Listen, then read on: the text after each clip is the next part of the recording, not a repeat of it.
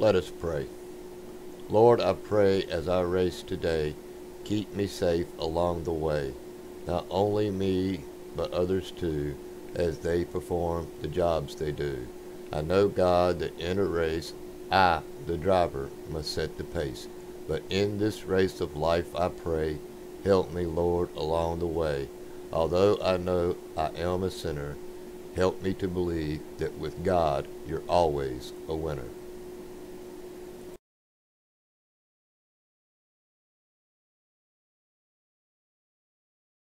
Oh, say can you see by the dawn's early light what so proudly we hailed at the twilight's last gleaming, whose red stripes and bright stars through the perilous fight o'er the ramparts we watched were so gallantly streaming, and the rocket's red glare, the bombs bursting in air, gave proof through the night that our flag was still there. Oh, say does that star-spangled banner yet wave o'er the land of the free and the home of death with victory and peace? May the heaven-rescued land praise the power that hath made and preserved us a nation. Then conquer we must when our cause it is just, and this be our motto: in God is our trust, and the star-spangled banner in triumph shall wave o'er the land of the free and the home of the brave.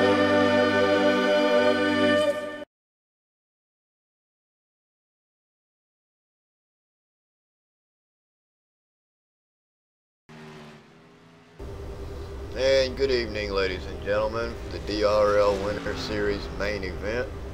I am your host, David Wellborn, and it looks like we're going to have a pretty good race here tonight.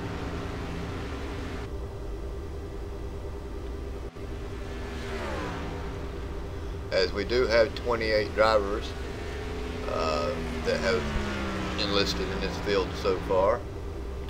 And if you're looking at the leaderboard right now, as you can see, Anthony Burroughs is the man to beat right now, followed by this man right here, Clay Phillips. And it looks like we got a new driver, Wade. I'm going to say Houston. He's driving this Mack Chevrolet Silverado truck. David Wright is fourth, and James Larilio rounds out our top five. Of course, now we got Jordan Gonzalez. You gotta always keep an eye on him. He's in the sixth position. And this man right here, Richard Springer, he almost won the B split here tonight. Had a late lap incident, and it pushed him all the way back to 8th position, I believe it was. Just a real unfortunate incident for him, and it allowed John Mullins to take the win in the B split here tonight for our 50 lap race. But we are here again at Chicagoland and we'll be running 100 laps here tonight. And we're going to go ahead and do our rundown as usual, get our standings in and our point standings in.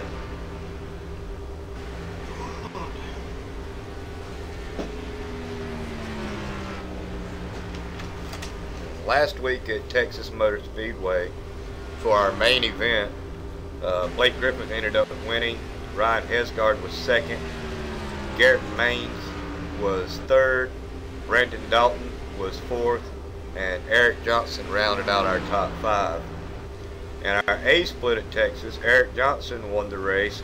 Blake Griffith was second. Daniel Hallis was third. Ryan Hesgard fourth. And Chris James rounded out our top five. In the B split at Texas, John Mullins won the race. Alan Bowman was second. William Edwards was third. Bradley Freeman fourth. And Dustin Musial rounded out our top five. Our main point standings so far, Blake Griffith is now in the first position. Brady Briggs is second.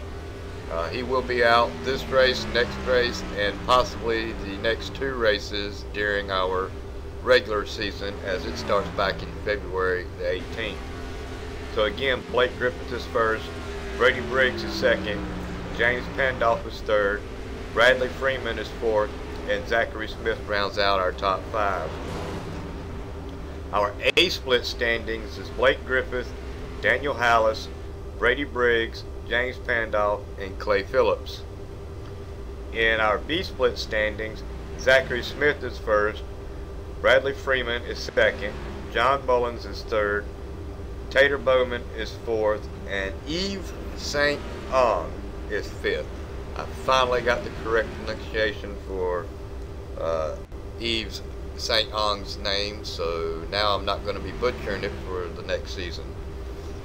Of course, now there's still other names that I'm getting ready to butcher, I know, but we'll get to that when we get to it.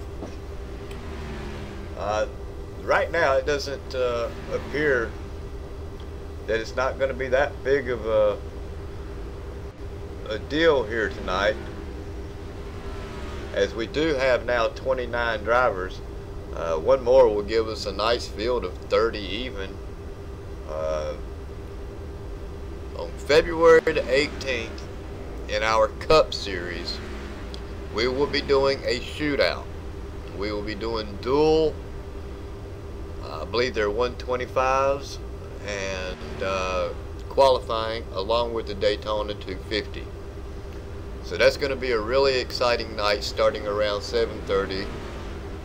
We'll have the shootout, and the duels, and all the good stuff going on. Still got to work out a few kinks on broadcasting it out, but we'll get it in somehow, shape, form, or fashion, and bring you all the coverage from February the 18th for our duels, our shootout, and our Daytona 250. I'm looking forward to that event as I will be racing in it. No, I will not be in a shootout because I did not win a race last season and I did not start on the pole. So I'll have to race my way up for a decent position. And Daytona is one of my favorite tracks, so it shouldn't be that hard if I can keep my nose out of trouble. But it is Daytona. It don't take much to get caught up in things. Tonight we are running this event with one fast repair as usual. These drivers will get one chance and one chance only to repair all the damage to their vehicle at one time, with a 14-point incident. So 14 points, you'll park your truck or be disqualified. It's going to be an exciting race. If it's anything like what we just saw in the B race, I expect to see around, I'm going to throw a number out there, like 6, maybe 7 cautions. I'm hoping we don't get it like that. I'm hoping some of these drivers will realize that after racing the A and the B split that the apron is just not the place to be with these trucks going through the tri-oval, but you never know. They're going to run the way they want to run, and we did see that it did cause quite a stir in the B split as drivers was catching the apron, and just as they was coming back up on the track in the tri-oval, the back end would break loose, and wow, that truck was really sliding, wasn't it? And it would just cause a big mess, a big melee.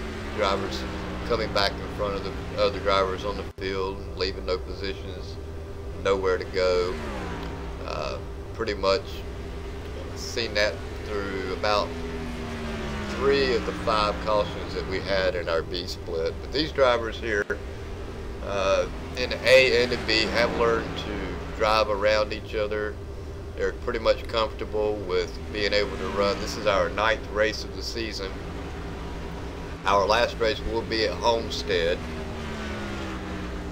I'm going to safely say that for the main event, Blake Griffith, if he does okay tonight and he continues to do all right for the Homestead race, will most likely end up winning our championship. Now, it's not wrote in stone yet because anything can happen. But I can tell you that in our B split standings, from first place all the way to the 6th place, there are only 18 points separating those drivers. So the B split standings, it's still anybody's race, the championship that is. With only 18 points, it don't take one bad night out of one of these last 2 races, and you can win or lose a championship just that easily, either with a good finish or a bad finish. With it only being 18 points difference, you're going to really have to play it smart for the next 2 races, especially in the B split standings anyway. With the A and the main, there's a little bit more comfort zone between the drivers, but still anything can happen. So Blake Griffith does not quite have it locked up just yet, but he has a good showing here tonight, puts it in the top 5. He may just lock up the championship in at least the main event anyway. I'm really not sure where he finished tonight in the A split, but if he locks it in a good top 5 position here tonight, he stands a good chance at locking in the championship. And he is currently the 3rd man, the 3rd fastest man on the track, so he's got a good position right now. If he can keep this pace up for qualifying, then he stands a really good chance at having a good starting position.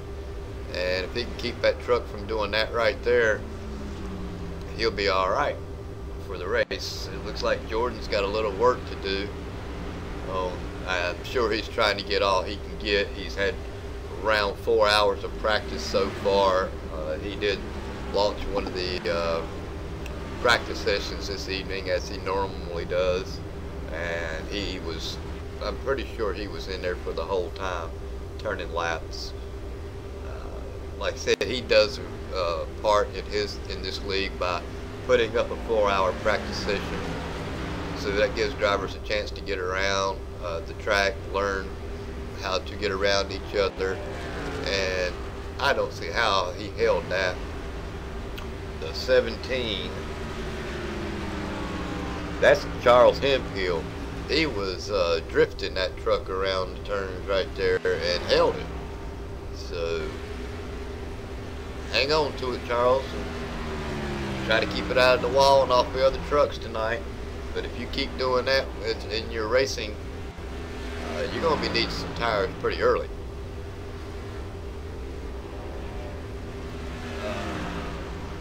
We do have 31 drivers now. We do have 31 drivers that is in this section tonight, so we're going to have a really, really big field here tonight. It's probably going to be all I can do to keep up with the wrecks, yellow flags, and replays. With that said, we're going to take a quick break, and come back and get ready to broadcast this race for you.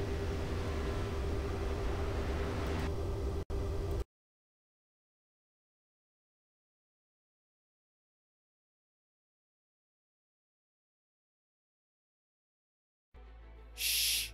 Hear that? That's the sound of technological advancement happening with each passing second and making you and all you stand for obsolete. HDR, or High Dynamic Range, is the latest and greatest of those advancements, and in a nutshell, it improves the contrast between light and dark, giving you a more accurate reproduction of colour. The technical definition for HDR panels demands a 4K resolution and a contrast ratio of 1000 nits at peak brightness and just 0.05 nits at black level. In case you're wondering, 1 nit is roughly equivalent to the light one candle gives off. But if you'll forgive us the excellent pun, it's not quite as black and white as all that. In a game like Monolith's Middle-earth Shadow of War, it's the difference between seeing the developer's true vision of Tolkien's land and a diluted version of it. Take Mount Doom, for example, an icon of the geography and a perfect demonstration of the game's dramatic visuals. An HDR-capable gaming PC offers more contrast between the glowing lava and the charred rock. In this fight at Gorgoroth at the base of the mountain, Talion takes down some occupying orcs using Celebrimbor's bright blue wraith magic against a backdrop of billowing chimneys and lava lakes. HDR brings out the details in all these elements, producing brighter blues, making the explosions pop, and retaining the inky blacks of each shadow and dark cloud. It isn't only in extreme contrast situations that the benefits of an HDR gaming rig really shine through though.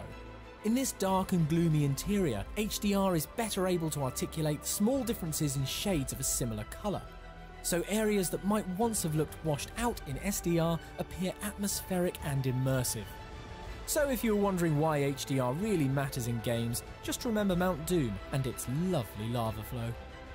From now until October 16th, when you buy select GeForce GTX 1080 Ti and GeForce GTX 1080 graphics cards, systems and laptops from a participating retailer, you can also bag a bundled copy of Middle-earth Shadow of War and enjoy the very best PC gaming experience.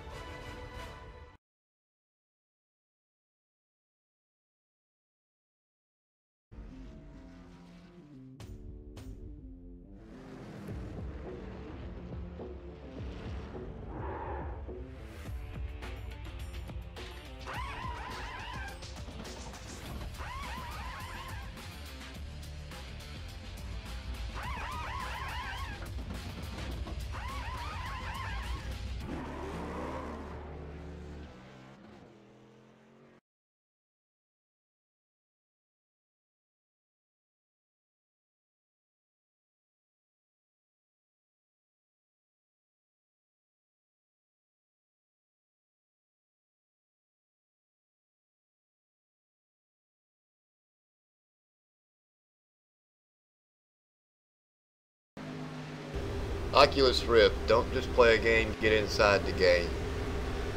Get you a system, get you a nice NVIDIA video card, and play your games from inside of the games. Get yourself, with iRacing, it'll put you right in the driver's seat of the truck. It's just like being in the car itself. There are several games that you can play with the Oculus Rift, driving games, and then you have other games that you can play that's not driving games, but you'll definitely need an NVIDIA video card, a 1070 or 1080 or better, to push the power of your Oculus Rift system.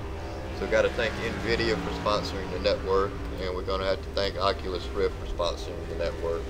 I didn't get that in during the B series. I plumb forgot all about it, so I hope my sponsors are not too mad about it. But anyway, we got a little more than 11 minutes to go, and it looks like Blake Griffith has dropped all the way down to the 5th position. He's still in that top 5 as far as speed is concerned, and he's a guy who likes to save his tires, so if he can still maintain that position, he still may end up with a nice finishing position here tonight and locking himself into the championship. Of course, right now the man to beat is Anthony Burroughs with the fastest truck on the track. That's no surprise.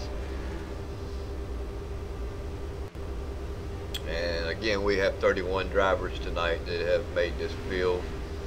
I'm hoping we've got everything cleared up as far as jumping around is concerned. I believe I've worked that issue out. But we will be updating our system here pretty soon, and when we do, then I'll probably have to work some kinks out then. But we will be going next week, starting next week, we will be using a whole new theme for broadcasting these races. And on February 18th, we will go live for DRL TV. So we will be moving all of our DRL races from Wallbound channel to the DRL TV channel. Looking forward to that. Looking forward to testing out the new graphics and everything that the administrators and our graphics designers have worked out for ATVO. And it looks like there's going to be a lot of trucks that are sliding coming off of these turns.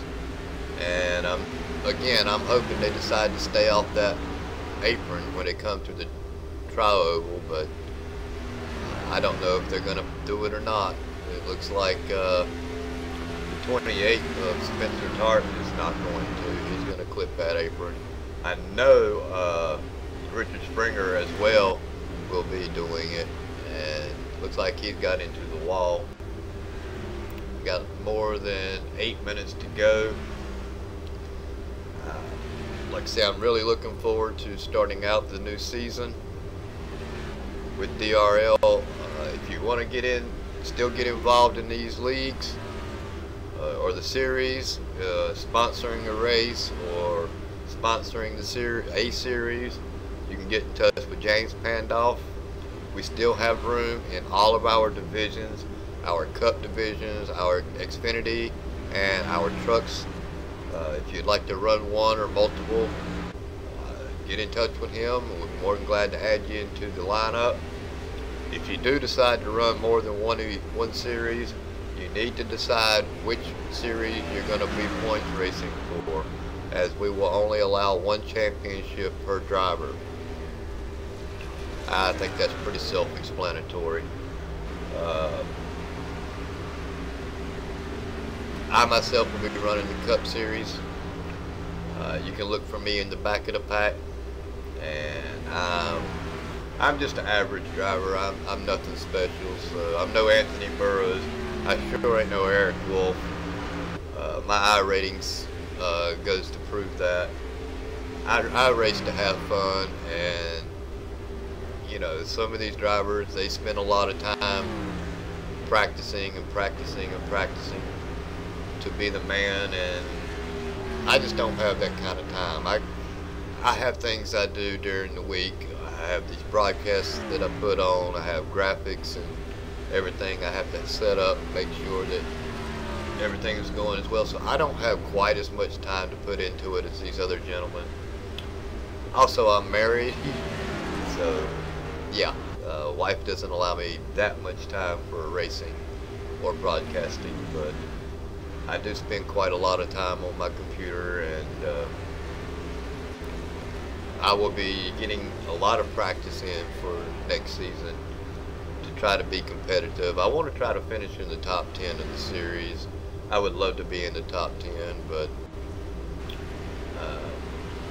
it is what it is.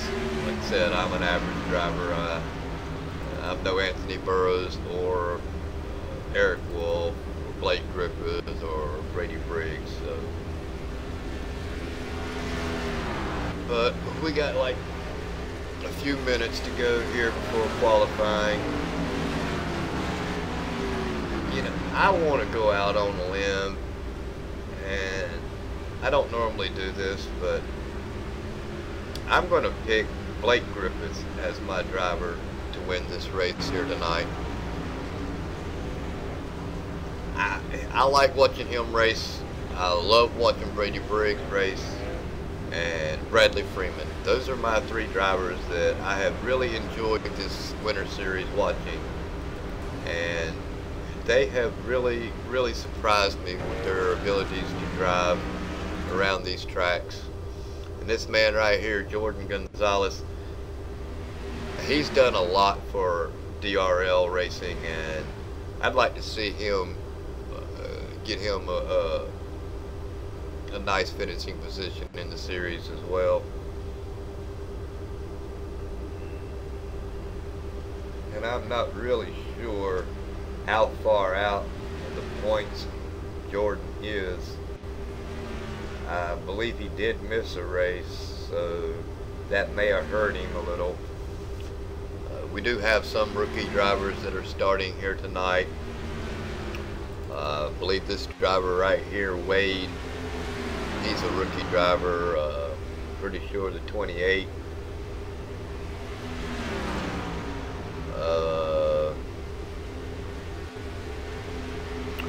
I know Spencer Tart, yeah, 28, he's a rookie driver. I think he's only run 2 races as of right now. So it doesn't matter if you have that rookie stripe or not. We have seen rookies come in this league and just dominate. So just because you get a rookie stripe doesn't mean that you are a rookie driver. You can say the same thing about Anthony Burroughs and Eric Wolf at one time when they started racing here. They were rookies and just come in and they dominate in the series, especially in the Cup Series and Truck Series. They are really good at what they do. They're young men and have the time to put in to racing. I really, like I say, I don't have that much time to put into it, but I enjoy racing. I've always enjoyed racing since Papyrus NASCAR original started out at Hawaii, and most people don't have no idea what Hawaii is when I talk about it, or what the Total Entertainment Network is. But I've been racing NASCAR, Papyrus racing, and iRacing for a very long time. I've been at iRacing since day one. I did take a 1.5-year break myself, but I still do a lot of racing. I like I say, I do enjoy it. I enjoy putting these broadcasts on for y'all as well. I got into it thanks to Adam Chapman. None of this would be possible without him, without showing me the ropes, giving me ATVO, some of the graphics to start me out with. Excuse me. Which brings me to another point. If you're looking for a broadcaster to broadcast your league, hit me up. I got a link below with my email. Send me an email. Let me know what kind of league you're running and what nights they run, and I'll let you know if I'm available. I will be broadcasting those races here at the Wallbound ORN network station. If you want custom graphics or whatever, you just make them up and we'll work them in somehow. If you got sponsors, we'll work those in as well. Like I say, if you need somebody to broadcast your league, just hit me up. And if you want to sponsor these leagues or become a driver, hit James Pandolf. The link is below. Hit him up and we'll get you in a car or a truck and get you racing with these gentlemen.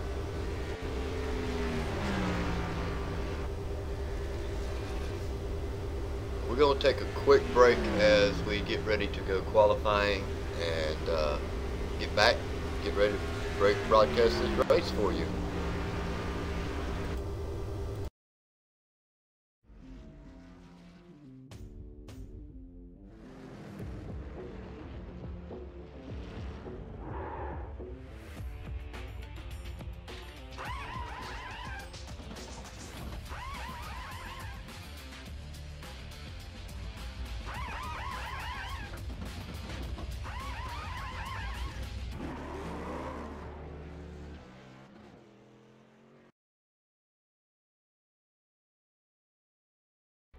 Shh!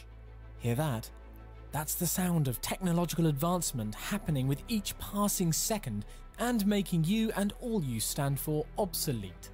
HDR, or High Dynamic Range, is the latest and greatest of those advancements, and in a nutshell, it improves the contrast between light and dark, giving you a more accurate reproduction of colour. The technical definition for HDR panels demands a 4K resolution and a contrast ratio of 1000 nits at peak brightness and just 0.05 nits at black level. In case you're wondering, 1 nit is roughly equivalent to the light one candle gives off. But if you'll forgive us the excellent pun, it's not quite as black and white as all that. In a game like Monolith's Middle-earth Shadow of War, it's the difference between seeing the developer's true vision of Tolkien's land and a diluted version of it. Take Mount Doom, for example, an icon of the geography and a perfect demonstration of the game's dramatic visuals. An HDR-capable gaming PC offers more contrast between the glowing lava and the charred rock. In this fight at Gorgoroth at the base of the mountain, Talion takes down some occupying orcs using Celebrimbor's bright blue wraith magic against a backdrop of billowing chimneys and lava lakes. HDR brings out the details in all these elements, producing brighter blues, making the explosions pop, and retaining the inky blacks of each shadow and dark cloud. It isn't only in extreme contrast situations that the benefits of an HDR gaming rig really shine through though. In this dark and gloomy interior, HDR is better able to articulate small differences in shades of a similar colour. So areas that might once have looked washed out in SDR appear atmospheric and immersive. So if you're wondering why HDR really matters in games, just remember Mount Doom and its lovely lava flow. From now until October 16th, when you buy select GeForce GTX 1080 Ti and GeForce GTX 1080 graphics cards, systems and laptops from a participating retailer, you can also bag a bundled copy of Middle-earth Shadow of War and enjoy the very best PC gaming experience.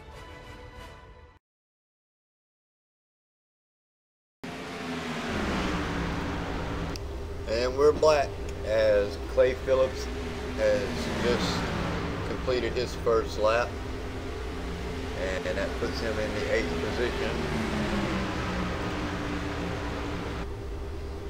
Currently James Larilio is first. Change that to Garrett Mans, or Maines, that's it, Maines. That's currently our leader as of right now. Clay Phillips is second. Blake Griffith is currently 4th. Of course, now Anthony Burroughs has not taken the field yet. I'm just wondering if Anthony's going to do a one and done. Looks like Garrett has picked up quite a bit of time.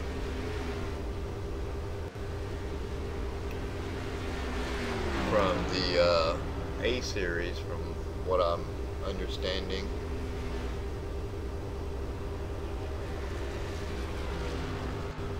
So as of right now, our top 5 is Garrett Mans, or Maines, Wade, Houston, Clay Phillips, Blake Griffith, and David Wright.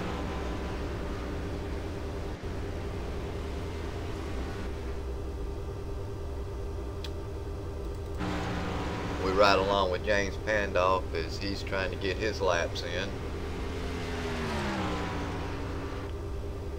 And we have 34 drivers that have actually made this event tonight. And James looked like he caught the apron there, and don't know if he's going to be able to get one in or not.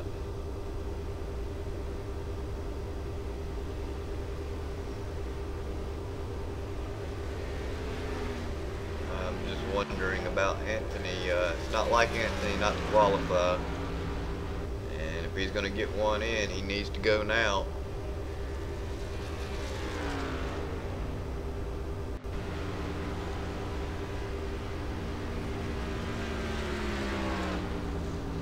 Stick around and see if James actually gets his at least one lap in.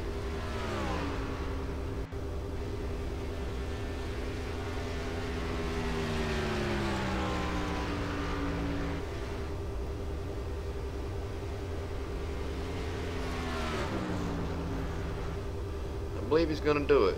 I believe he's going to get at least one lap in.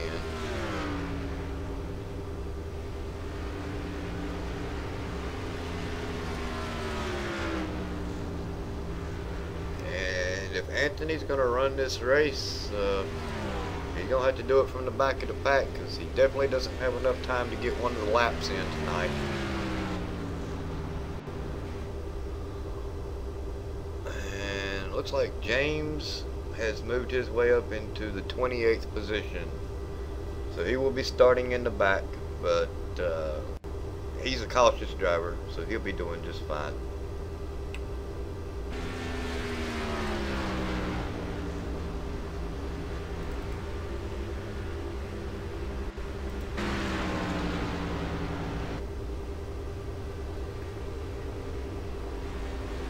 Jordan trying to get him a little extra time in.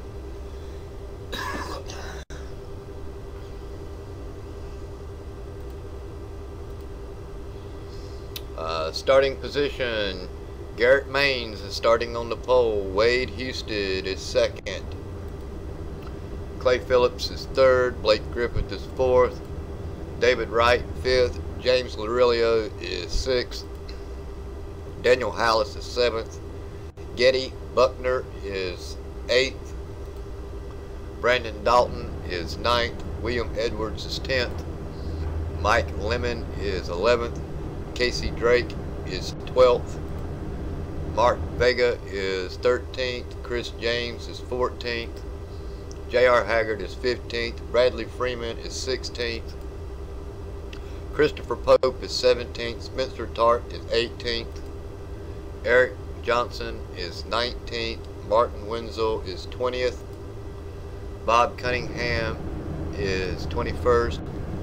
Alan or Tater Bowman is 22nd. John Mullins is 23rd. Bruce Pearson is 24th. Charles Hemphill is 25th. Dustin Musial is 26th. Zachary Smith is 27th. James Pandolf 28th. Torrance is 29th. Richard Springer is 30th. That's unusual for Richard. Yves St. Ong is 31st. Robert Lorandi is 32nd. Jordan Gonzalez is 33rd. And of course Anthony Burroughs will start the field in 34th position.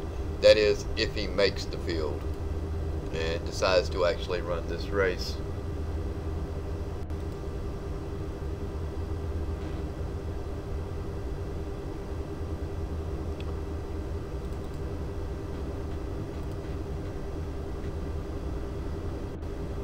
So the pace car is off,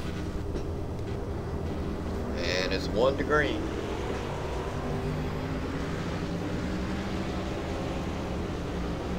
This should be an exciting race tonight. I'm looking forward to it.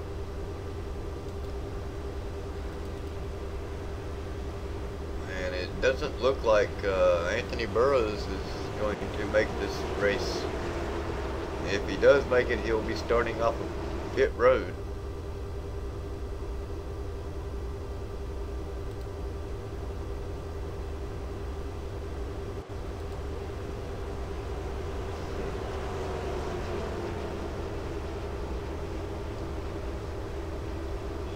As we get set to go green.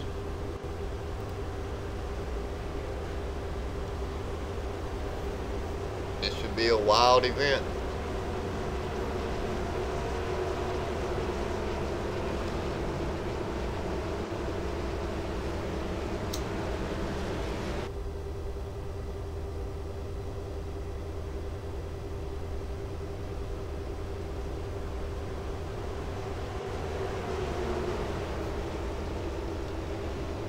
Pace car's in.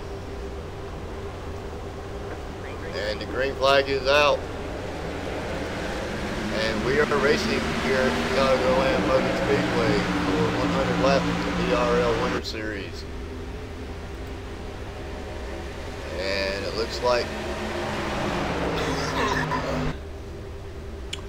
uh-oh.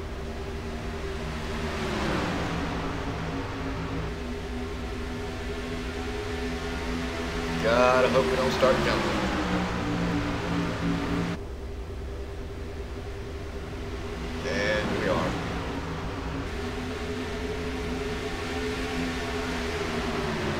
maybe once these trucks get sorted out a little bit, it'll stop.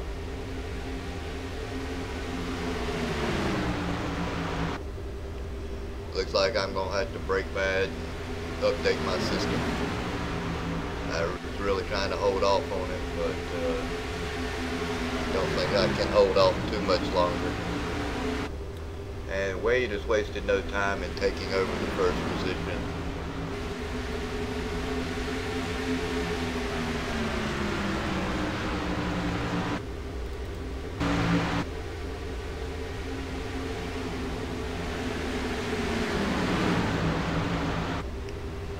And it looks like it's just one or two trucks still in it.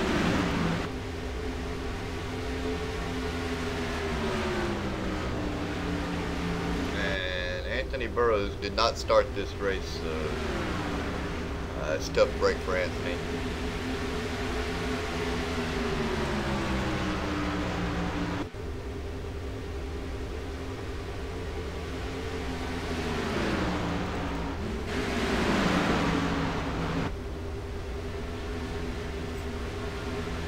Oh, good run.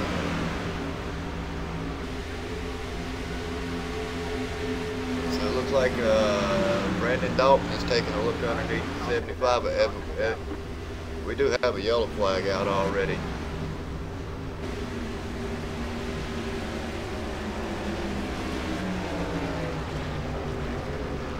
And I'm not sure what brought out that yellow.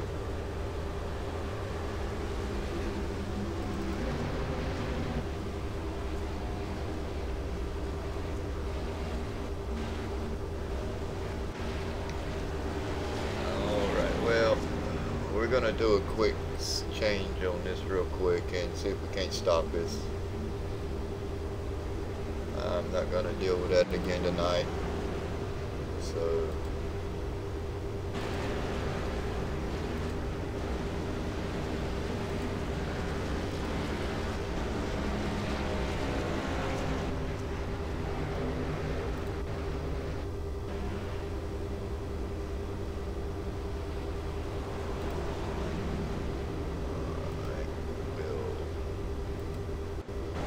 try to get it down to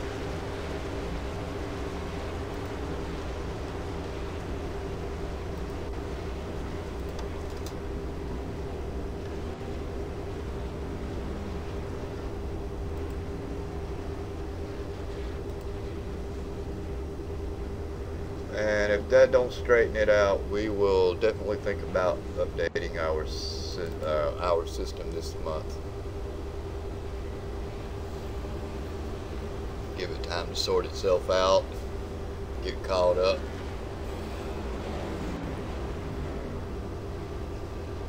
So if there's an accident behind 25 cars, we will not be able to get that information.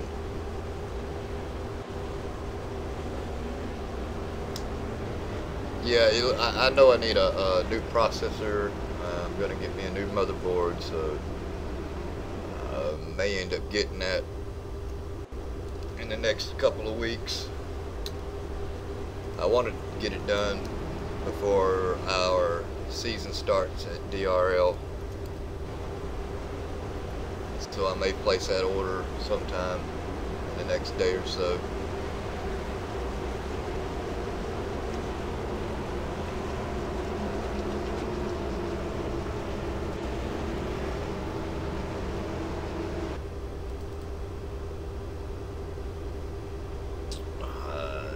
Looks like Daniel Hallis was the first car to come in on 5th Road in the 16th position.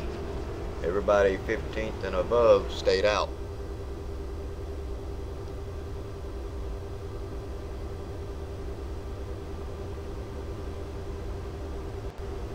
And again, if there's a wreck from 25th position or back, I will not be able to bring you that incident.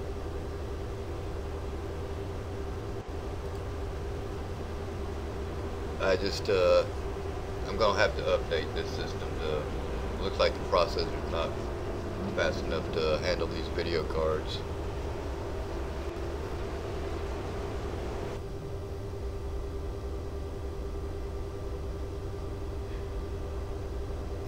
So right now it's Wade, Houston, Garrett Maines, Blake Griffith, David Wright, James Murillo, Brandon Dalton, Mike Lemon, Spencer Tart, J.R. Haggard, and Bradley Freeman round out our top 10. Lights are out on the pace car, and we will be going green next time by.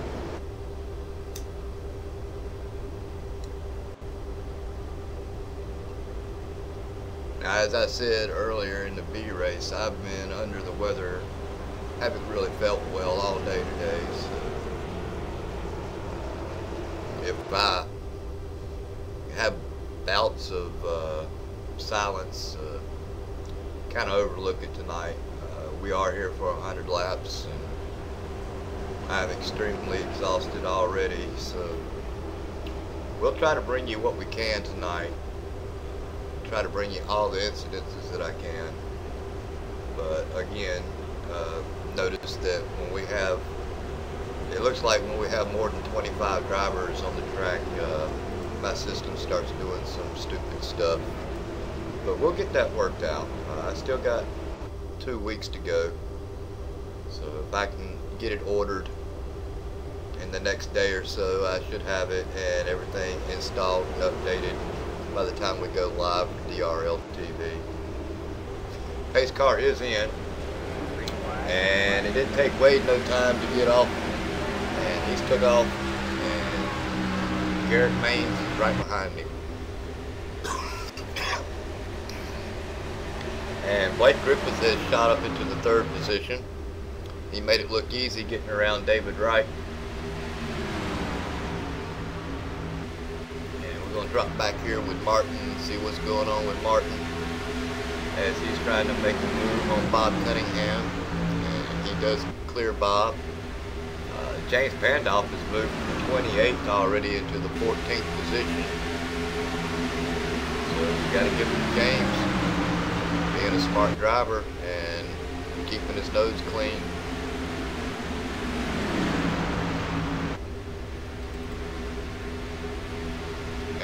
Looks like they were trying to go 3 wide here. Somebody's slow on the track. Didn't quite see who that was, but he did go backwards. May have been Chris James. No, I'm really not sure who that was. And they are 3 wide here.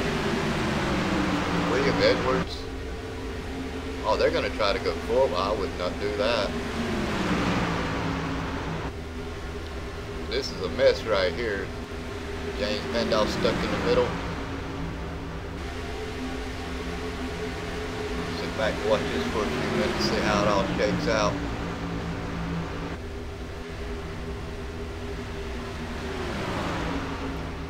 Richard Springer's in this mess back here. He's trying to make his way up to the top. The 33 of Eric Johnson is trying to get around James Pandolf. I think that's Bob Cunningham. Yeah, that's Bob in the 36. Eric Johnson has just made his way up through the middle, and he has just passed Bob Cunningham for the 13th position. He's on a move.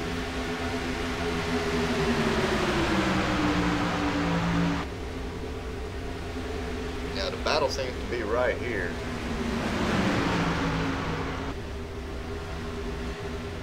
As they are 3 wide once again with James Pandolf in the middle. That's the 75 of William Edwards, John Mullins, James Pandolf, and Bob Cunningham and Richard Springer are all battling out for 13th and 17th position. As the 75 is off the pace and off the track.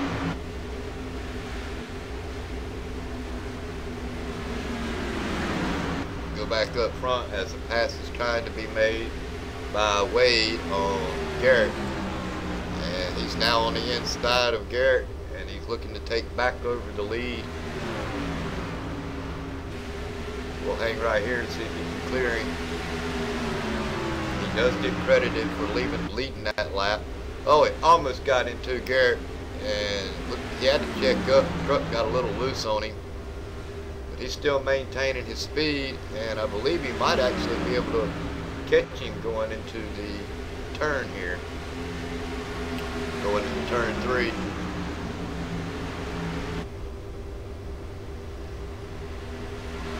And of course now Blake Griffith, he's just riding.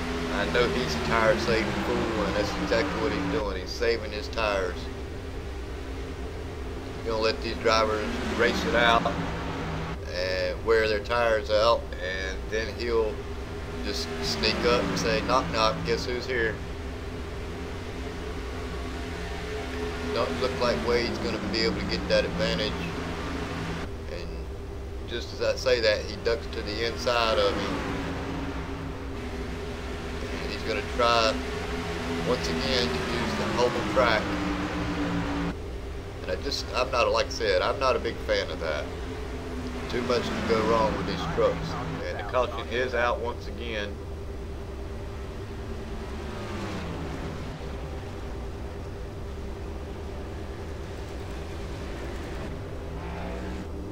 It looks like James might have been involved in that, so let's see if we can't get you a replay what happened.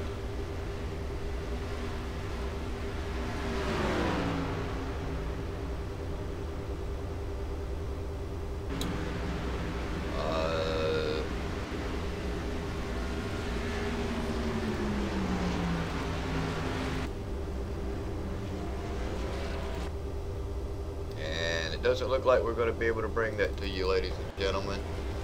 I'm sorry. It's probably going to be one of those nights again. We'll bring you the coverage at least, the best we can. If we can get you the caution or the incidents or the wrecks, we'll bring them to you. If we can't, I have to apologize for it, but like I said, we'll have to update this system. That's all it is to it. So I've just about made my mind up. And it looks like the leaders are going to come down pit road.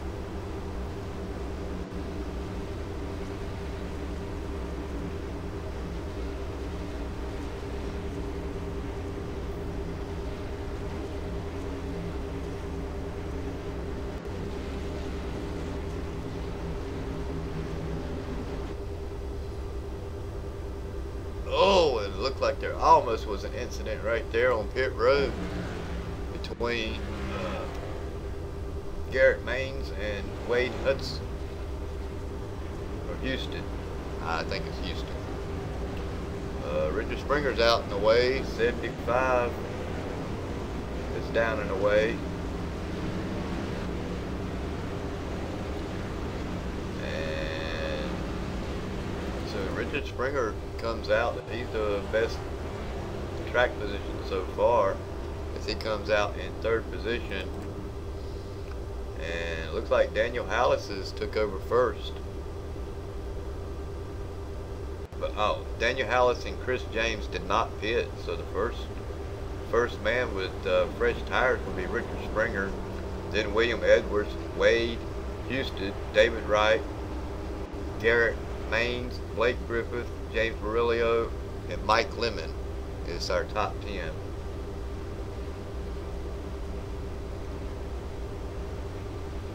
As everybody else that was lapped down decided to come in.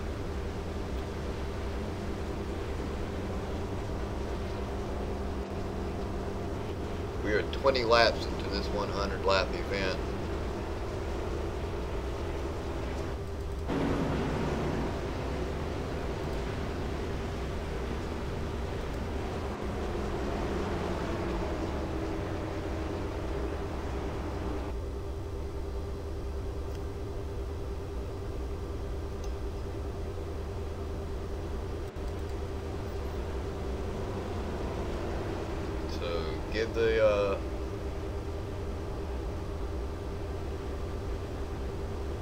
Give the lead over to that man right there, Daniel Hallis.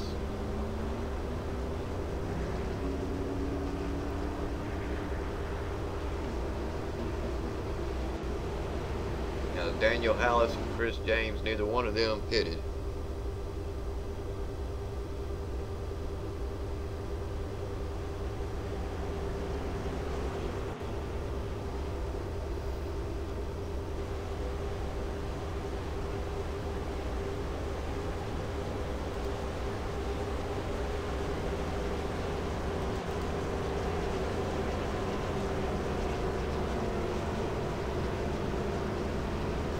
Looks like Daniel may be experiencing some network problems, as I see him blink out every few seconds. He's not jumping around, so that's not on my end. I believe he's got a little network issue here tonight. And the lights are out on the pace car.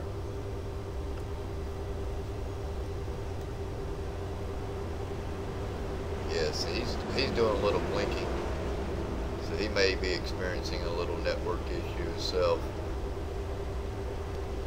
It's not that bad, so these drivers shouldn't have a problem with it.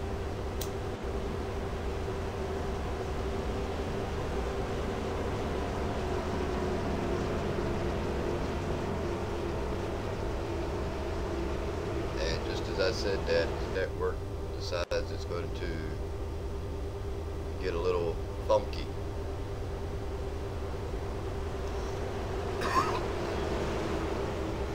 And the pace car is in, and we're away, and the green flag is out. We're racing again here at Chicagoland DRL Winter Series as we go 3 wide with David Wright, Garrett Maines, and Chris James. That's the battle for 3rd, 4th, and 5th. And it looks like Daniel is going to pull off for his network issue and just let the drivers go. That's pretty smart of him. Don't cause a wreck because you have some network issues. Fall back and see if it clears up.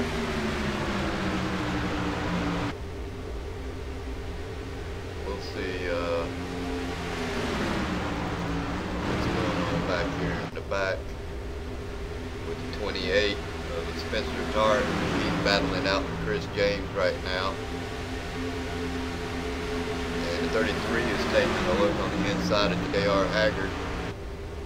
And he completes that pass, and he is now battling it out with Chris James. And Spencer Tart is battling it out with Brandon Dalton. And this is a battle for 7th, 8th, 9th, and 10th. And they almost made contact right there between the 28 of Spencer and the 85 of Brandon Dalton.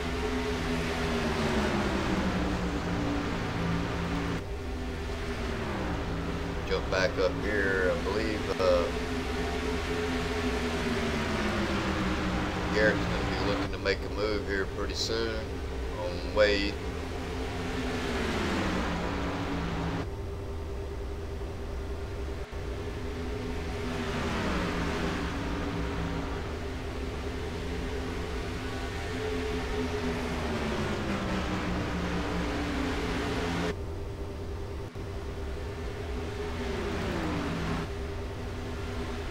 Riding back here with Zachary Smith in the 5, Jordan Gonzalez, Clay Phillips, Bradley Freeman.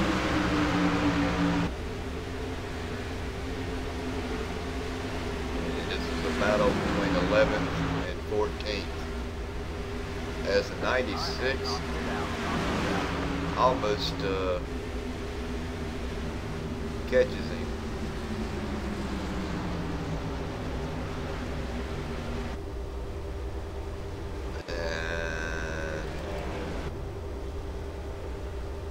I'm not seeing where that incident come in at.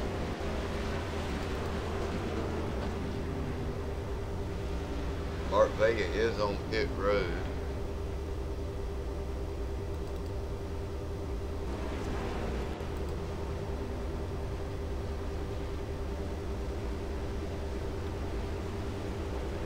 Yeah, that's really upsetting that I'm not able to bring you the wrecks.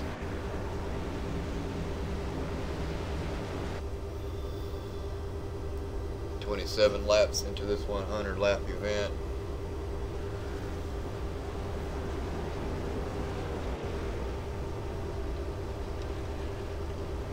And the leaders are coming in. Tires and gasoline. First car that stayed out looked like was Brandon Dalton.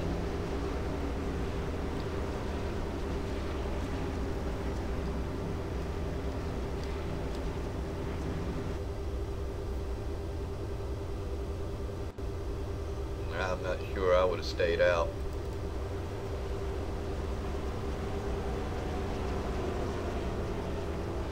But David Wright, Mike Lemon, Brandon Dalton, Zachary Smith, Christopher Pope, and Martin Wenzel all stayed out.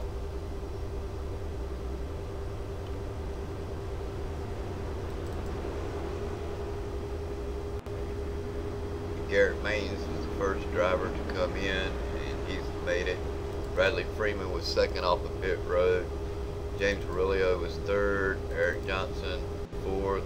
Wade, something happened with him, and he come off the pit road in 11th position. The fifth driver off the pit road.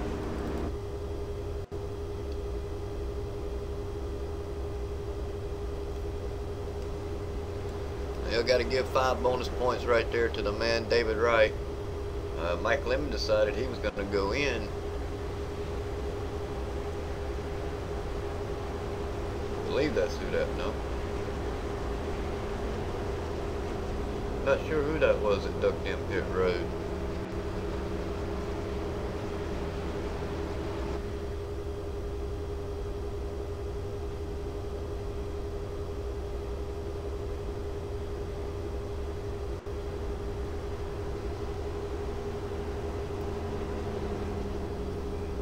So I guess I'll be placing my order tomorrow. Just got to be able to bring these broadcasts to you like they're supposed to, and I just don't feel comfortable bringing you something next season that's not 100% kosher. So we'll get this system updated and start bringing you some decent videos.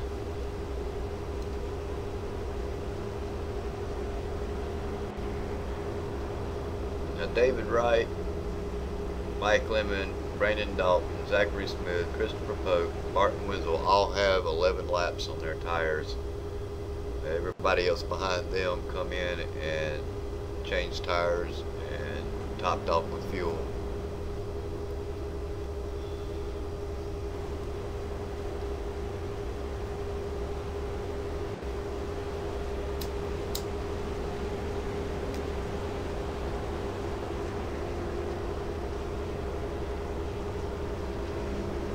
I know my wife's gonna be mad, but I gotta get this system updated.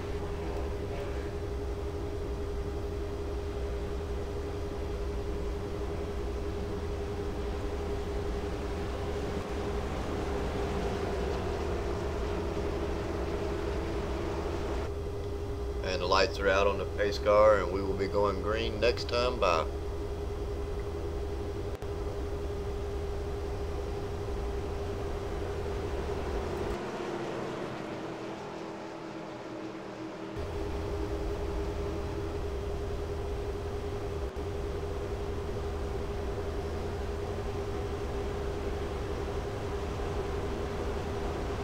Blake Griffith has dropped all the way back to the 12th position.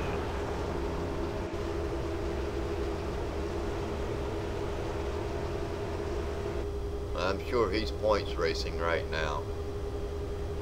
Just trying to hold on, try to finish this race and get a decent finish. As the pace car ducks in, and we are green flag racing once again. David Wright got him a really good start. He left everybody sitting there guessing. Looks like Garrett Maines is looking to gain a few positions right off the jump street. And Daniel Hallis is on the bottom again, once again. probably still experiencing some network issues, as the 85 is taking a look on the inside of the 72 of Mike Lemon. He clears him. Garrett Maines is going to come with him, and he's going to try to get up underneath the 85 as well, as they turn off down into the turn right here. Thought he was going to get him right there in the quarter panel, but he's an excellent driver. His iRating is through the roof. It's unreal. And we do have a yellow.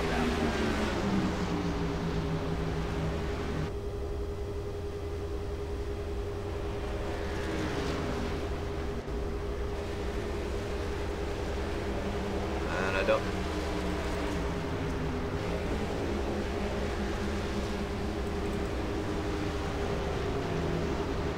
Let's see if this was what brought it out.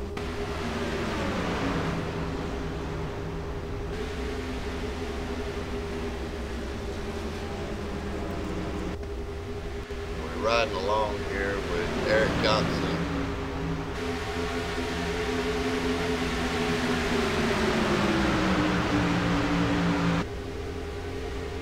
Oh, and it looks like 63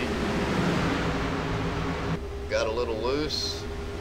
Oh, Eric Johnson turns the 28 and puts the 28 into the wall. That's really unfortunate.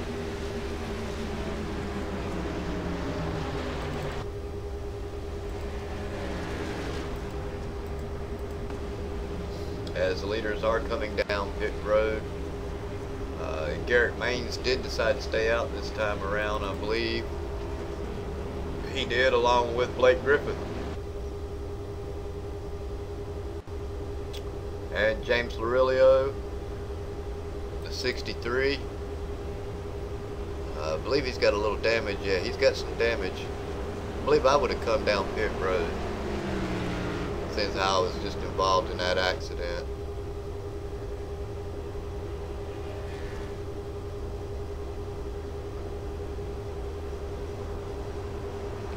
And we're not quite halfway through this race just yet. So we'll take a quick break and be right back.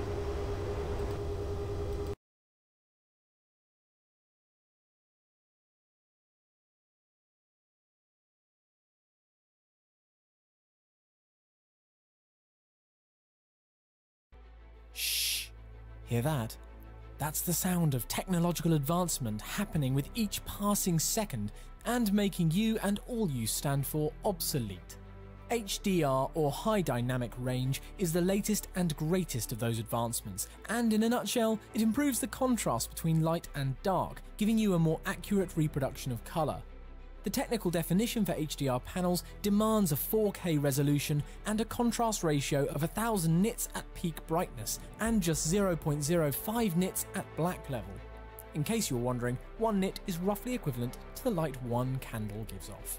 But if you'll forgive us the excellent pun, it's not quite as black and white as all that. In a game like Monolith's Middle-earth Shadow of War, it's the difference between seeing the developer's true vision of Tolkien's land and a diluted version of it. Take Mount Doom, for example, an icon of the geography and a perfect demonstration of the game's dramatic visuals. An HDR-capable gaming PC offers more contrast between the glowing lava and the charred rock.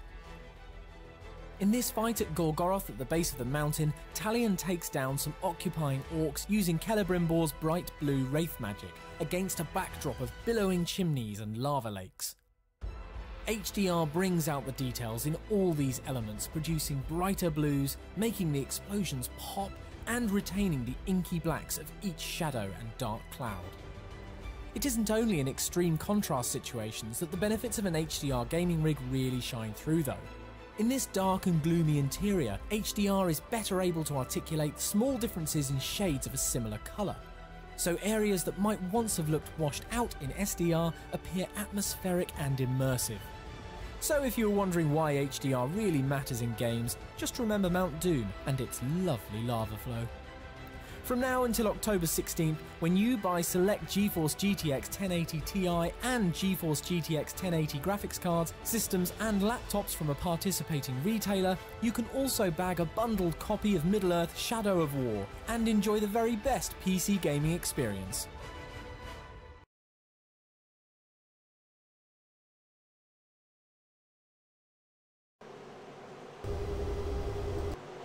And we're back, and the pace lights are out on the lights are out on the pace car as they are heading down the back stretch, and we'll be getting ready to go back green red flag racing.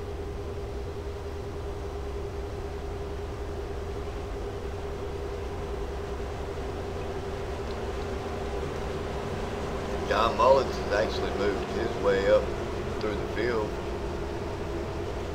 moved his way up into the 8th or 9th position.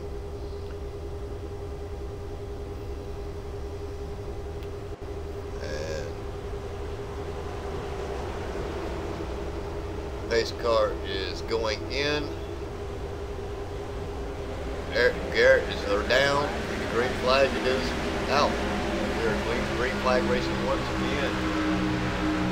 As there's a battle between the 41 of James Larilio and Blake Griffith, and the 63 of Wade right there in the mix with Jordan Gonzalez. Way to go, Jordan. Get yourself up there in the top 5.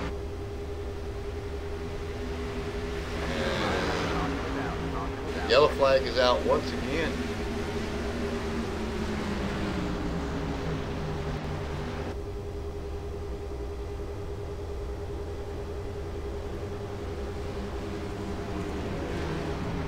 And I don't see anyone dropping through the field.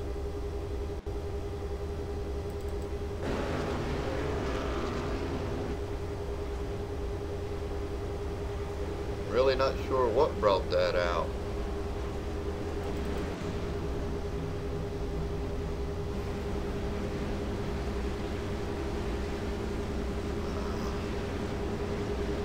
Casey Drake appears to have some front end damage, so let's see if he was involved in that.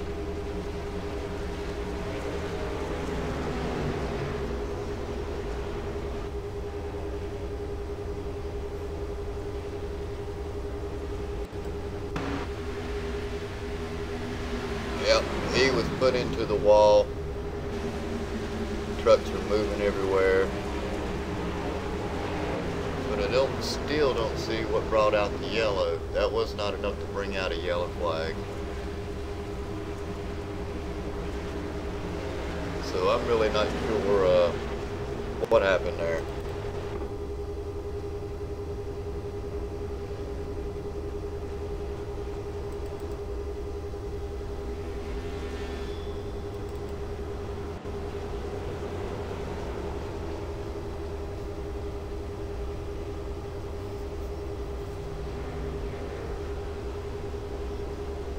Top 5 is Garrett Maines, James Larilio, Blake Griffith, Wade Houston, and Jordan Gonzalez.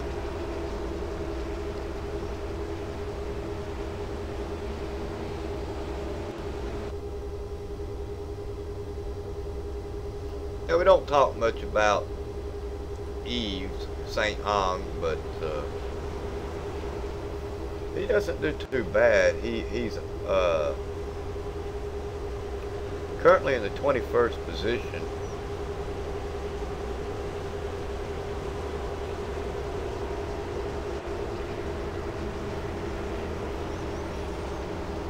But he seems to be consistent. Let's see. Yeah, he's 5th in the standings for the B split. So he's not doing too bad for the B split series. And again, those drivers are only 18 points separating 1st through 5th.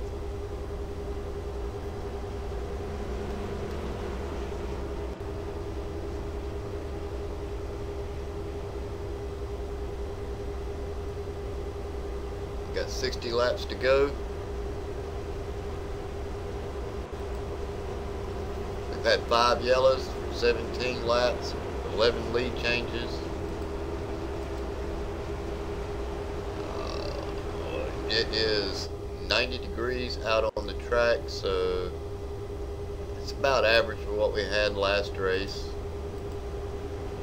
A little bit warmer air temperature at 80 degrees, 5, almost 6 mile-an-hour winds, and it's mostly cloudy.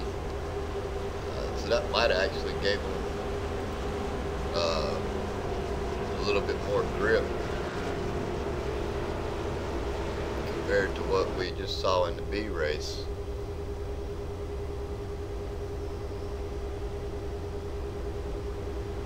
Now these drivers do only get one fast repair for this race, so if you tear up your truck and you use that fast repair, you're now at the mercy of your pit crew. And the lights are out on the pace car, so we should be going green here in just a second.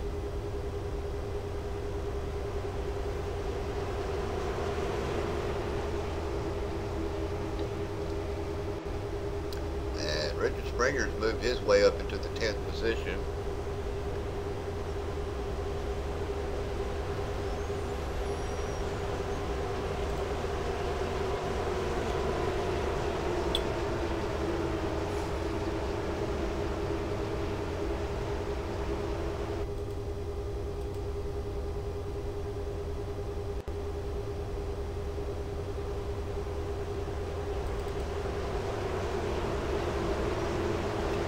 He started 30th.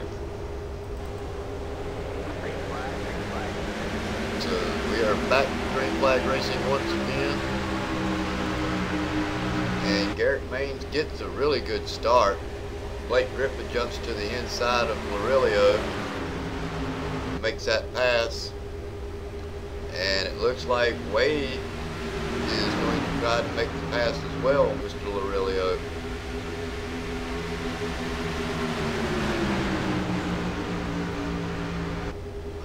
Wasn't quite able to do it just yet. Oh, the 0-2 of J.R. Haggard. Oh, he got sideways and he runs right into Clay Phillips. We do not have a yellow, but it was a mess. Now we have a yellow. Oh, the car is still wrecking. I believe Bradley Freeman was involved in that second incident. So, pretty sure we can bring you that one. Let me grab a hold to.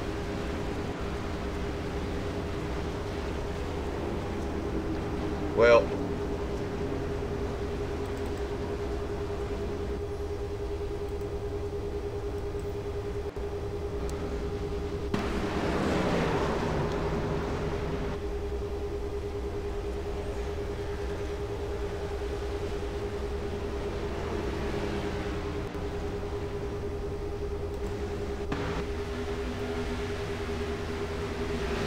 the incident involving Bradley Freeman, as trucks are everywhere. Bradley, he just gets into the 33, just nowhere to go.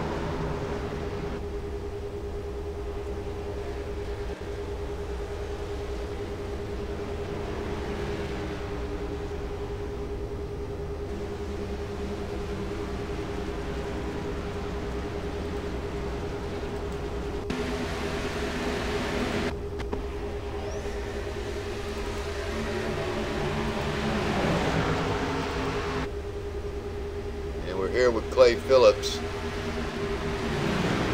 He's battling it out with Chris James, I believe that is. Clears him. The 0-2. Oh, he just gets up into him and takes him with him.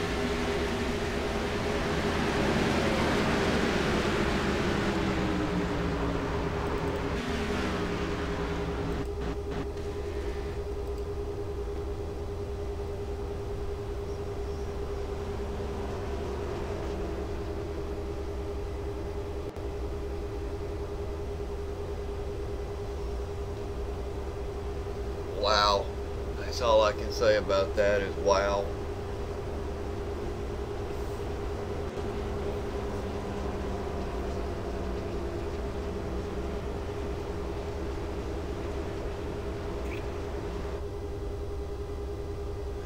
looks like Jordan Gonzalez was the first driver in 18th position to come in for fresh tires. Everybody else stayed out, and they are between 17 and 6 laps on their tires.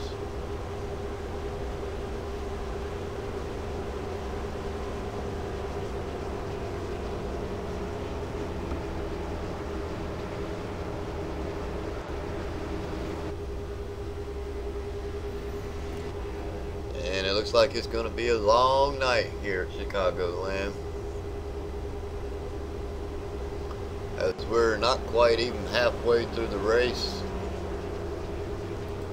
and we are working caution number 6 for 20 laps.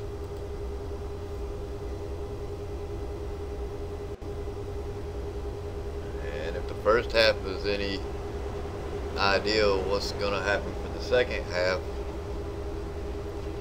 we may be here for quite a while.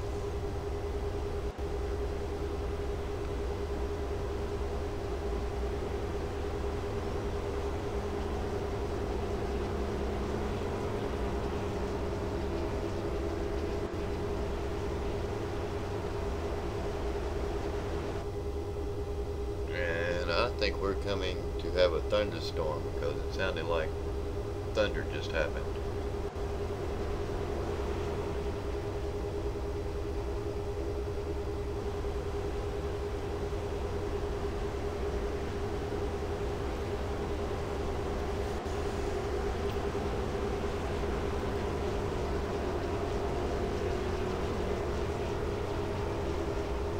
$7,313 is Garrett Main's I rating, so that's crazy. And of course he's got an A license of a 4.7. So he may be a rookie, but he doesn't have the stats to actually call him a rookie, as the lights are out. And we should be going green here in just a second. And Blake Griffith has really done him a nice job to put himself in the second position. But we will have just a little over halfway to go when we take this green flag. Give us right about 52 laps to complete this race.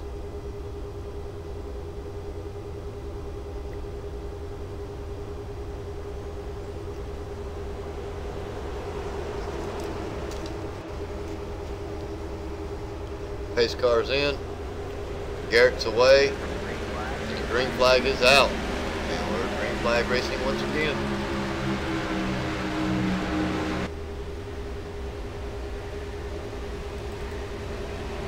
And Garrett gets him a really good jump.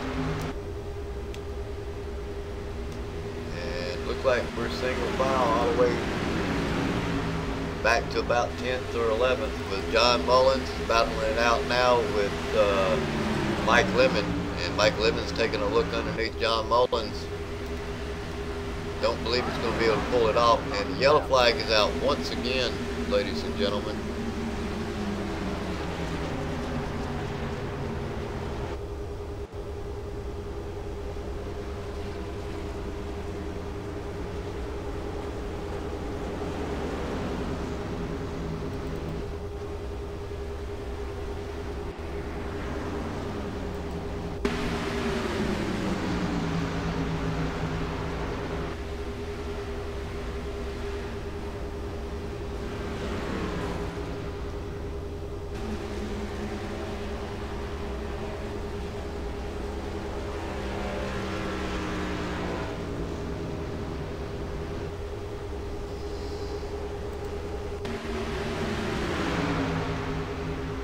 See what's going on here.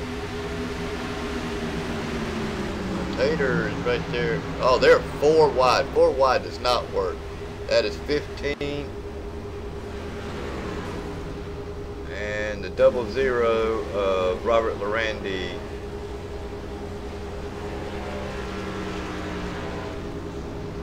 And I believe the 15 is Chris James. Yes, it was Chris James and Robert Larandy, and Robert Larandy is one lap down. So there was 4 wide racing there. That's crazy here at Chicagoland.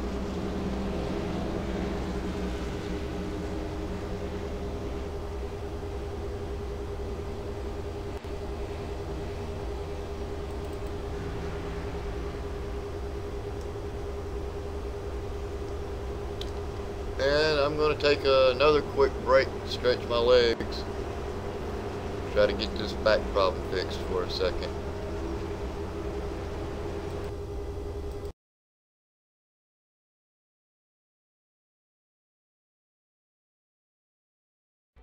Shh! Hear that? That's the sound of technological advancement happening with each passing second and making you and all you stand for obsolete.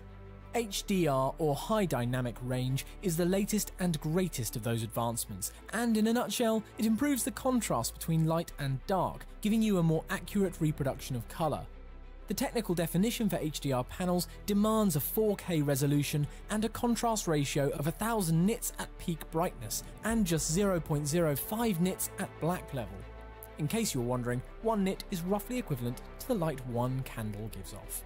But if you'll forgive us the excellent pun, it's not quite as black and white as all that. In a game like Monolith's Middle-earth Shadow of War, it's the difference between seeing the developer's true vision of Tolkien's land and a diluted version of it. Take Mount Doom, for example, an icon of the geography and a perfect demonstration of the game's dramatic visuals. An HDR-capable gaming PC offers more contrast between the glowing lava and the charred rock. In this fight at Gorgoroth at the base of the mountain, Talion takes down some occupying orcs using Celebrimbor's bright blue wraith magic against a backdrop of billowing chimneys and lava lakes. HDR brings out the details in all these elements, producing brighter blues, making the explosions pop, and retaining the inky blacks of each shadow and dark cloud. It isn't only in extreme contrast situations that the benefits of an HDR gaming rig really shine through though.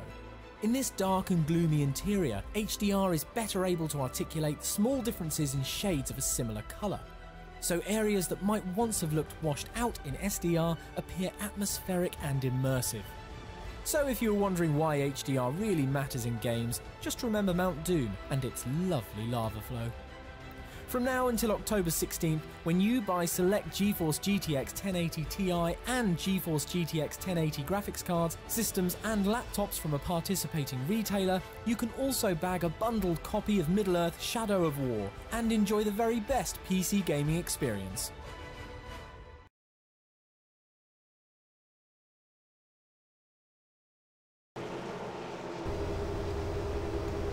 We're back as the light is out on the pace car, and we're set to go back green flag racing.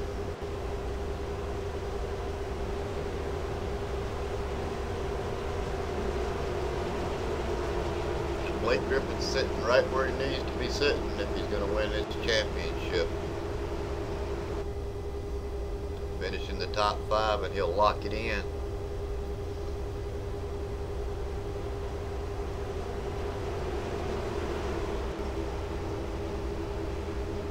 Pace car's in, Garrett's away, green flag is out.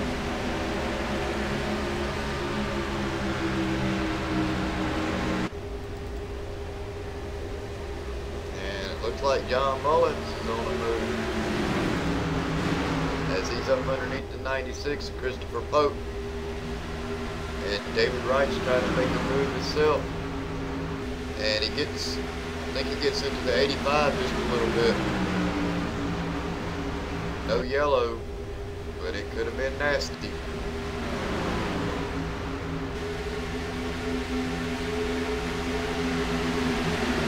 John Mullins was smart enough to back out of it when he saw all that going on in front of him.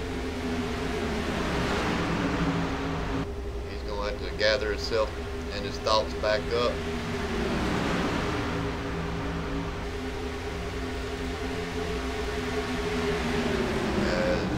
Brandon Dalton takes a look on the inside of Martin Wenzel. This is a battle for 5th and 6th place.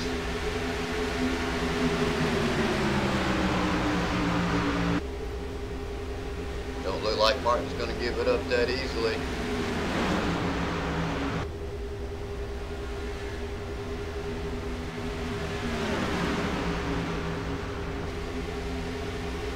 Oh, and it's a tight fit back here with 96. Zachary Smith, John Mullins, Mike Lemon. They're battling it out hard back here. And the 63.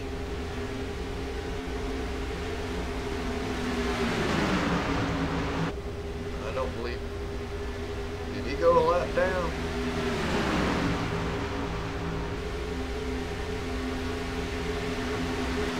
No, wait,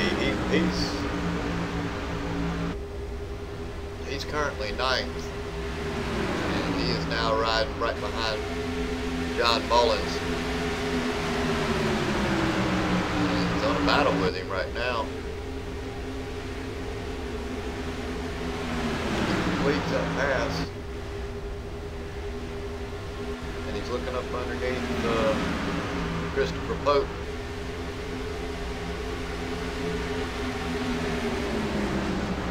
Going to clear him, and he's going to bring John Mullins with him. And it looks like Blake Griffith is trying to battle it out up here in the front. I thought he was going to try to make that move, but Blake may just be sitting there biding his time, riding right in behind Garrett, saving fuel. Yellow flag is out once again.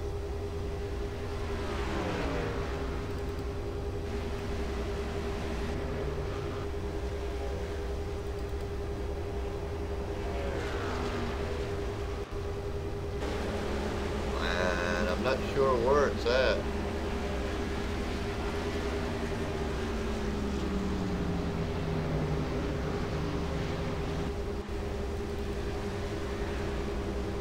Don't see any drivers with damage.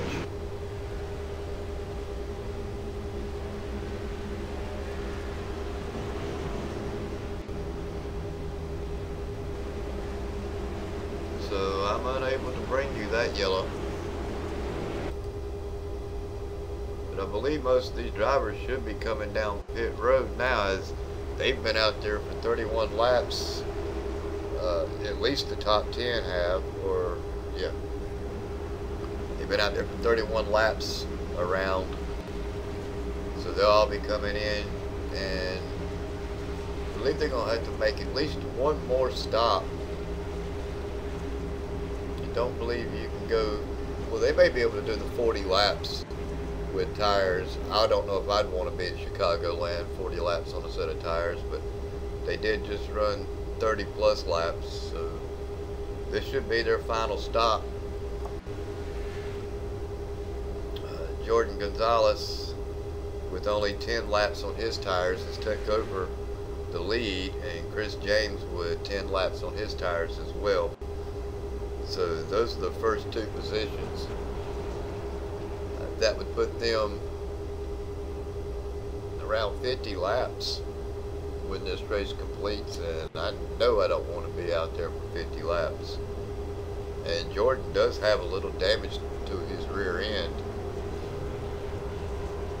Yeah, he's got some considerable damage to his rear end, and so does Chris James. And Garrett wins the race off of pit road, followed by Blake Griffith, David Wright, James Larillo, and Wade Houston.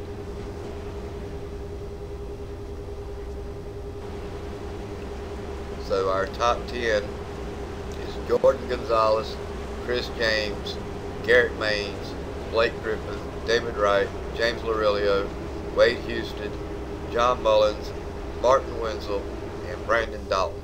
That rounds out our top 10.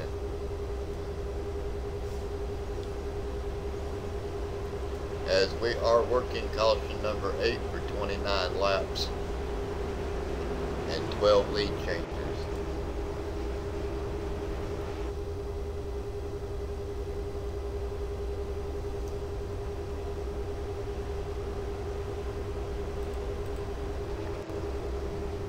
Now, I don't know if this is a bad call. I mean, Jordan's only got 11 laps on his tires.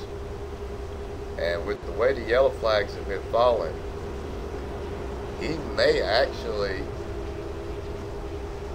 come out ahead in this. He runs 15 laps more. He can come in, get fresh tires. I'm pretty sure, you know, maybe the leaders will stay out, and he may be able to run them down if we can get a green flag run. The way the yellow flags have been falling here tonight, I just don't believe that's going to happen unless these drivers actually decide to calm down and do some racing.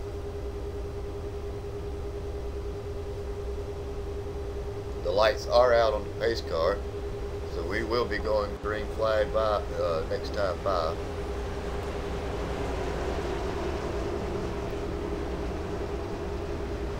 And the two trucks behind Chris James and Jordan Gonzalez do not have any damage at all,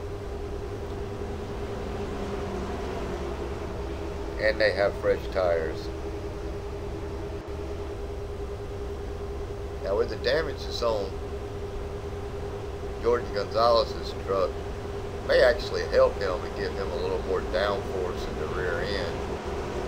And the same with Chris James. He may actually get more downforce due to the bow. I'm not sure.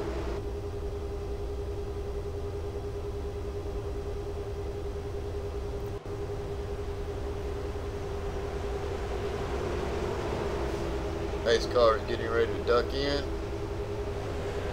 Jordan's away. Green flag is out. And Jordan gets him a really nice start there.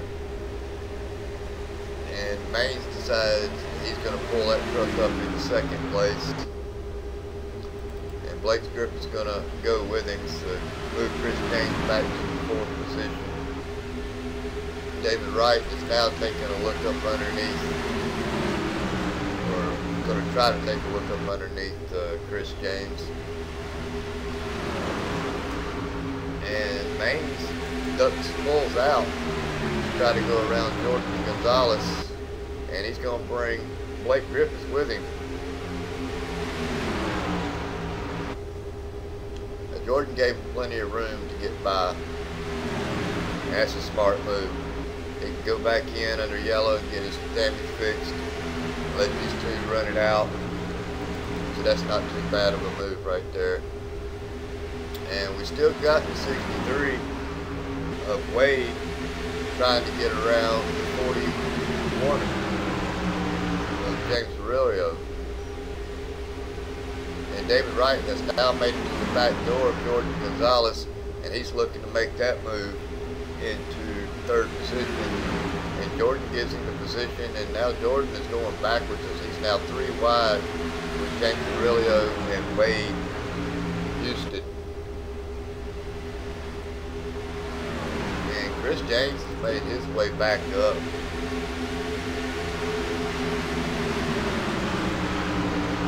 And he's right back with Jordan.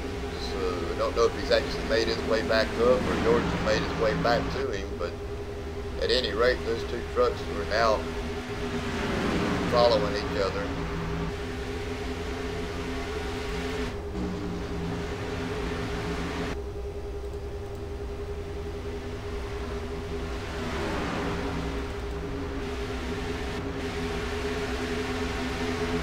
Whoa, look at the 72 just cut all the way down. He got into the back end of Jordan Gonzalez.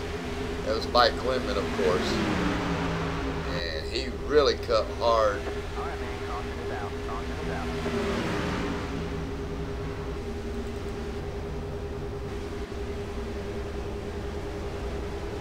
And I'm looking for it, but I still don't see it.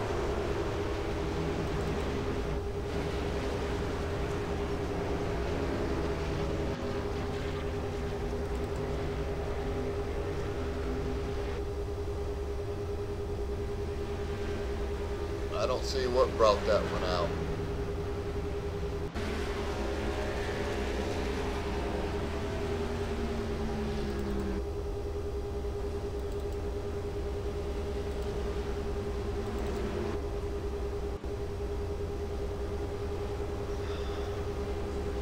Working lap 68 of 100.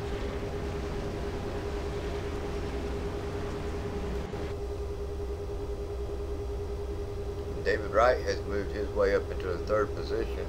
He's having a nice run here tonight.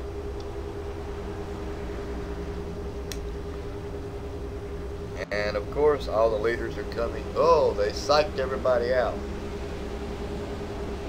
And David Wright did not complete that psych out move, but he ended up going in.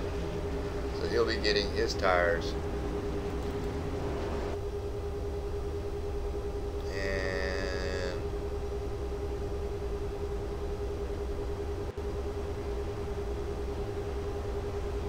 Jordan Gonzalez did go into the pits along with Chris James as well. No, Chris James stayed out. Yeah, he sure did. He stayed out along with Zachary Smith as well. So Jordan's going in and he's back out. And he still doesn't have his damage quite fixed on the rear end. Sure he doesn't want to waste a fast repair if he hasn't already.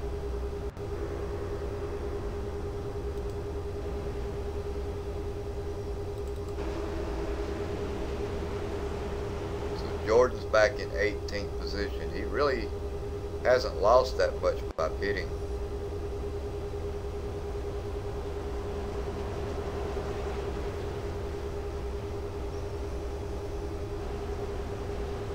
And with 31 laps to go,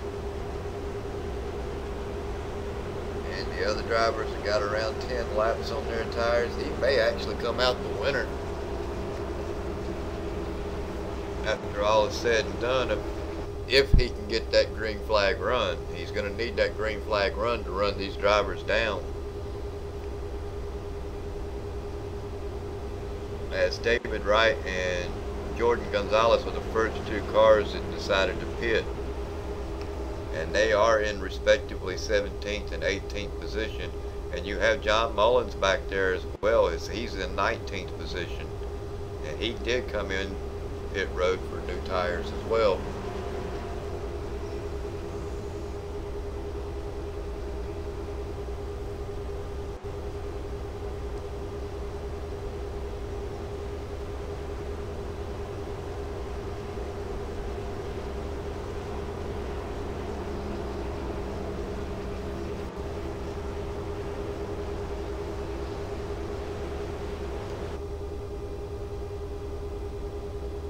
Should have one more lap to go.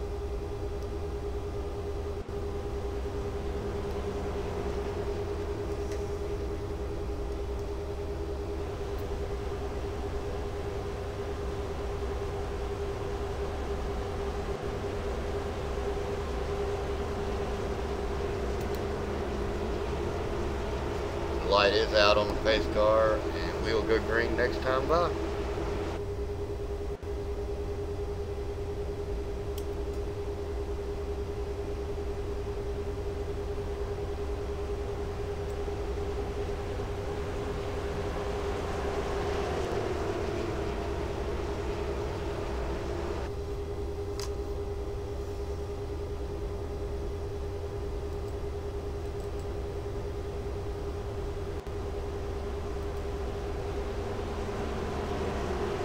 Blake Griffith's not doing too bad. He's currently in 2nd. He started 4th. And he's probably going to lock up the championship right here if he can finish where he's at with a clean run. And you got Wade and Garrett. See, Wade's got a nice I rating as well.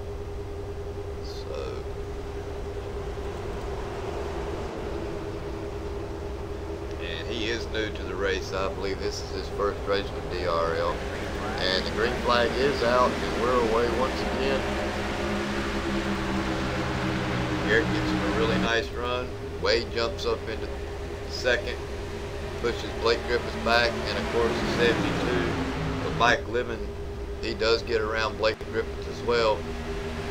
Blake's not in a hurry to wreck his truck, so he's going to let them go and let everything sort out. He'll catch him on the back end as he's now going up underneath Mike Lemon to try to take that position back as well.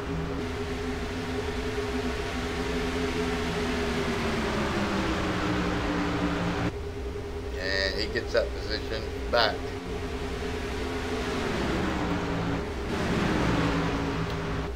And we're back here in the back with Dustin Buzel.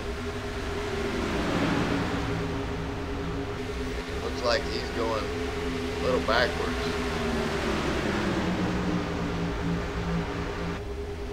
We got Bradley Freeman back here. He's in the 12th position in the 14th truck. As Dustin's trying to get around him.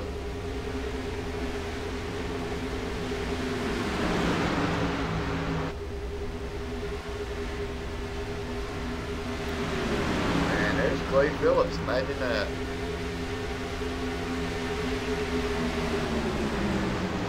Ain't talked much about him tonight. And the yellow flag is out once again.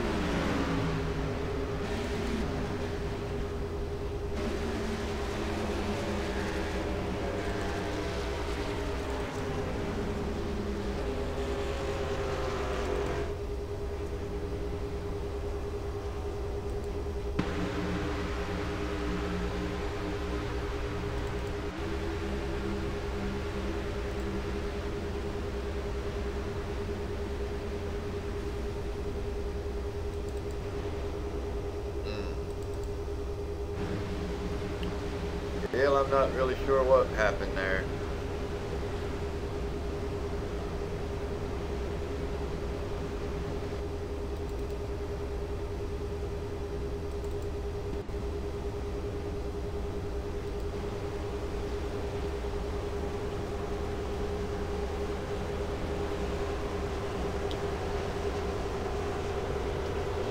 "25 laps to go."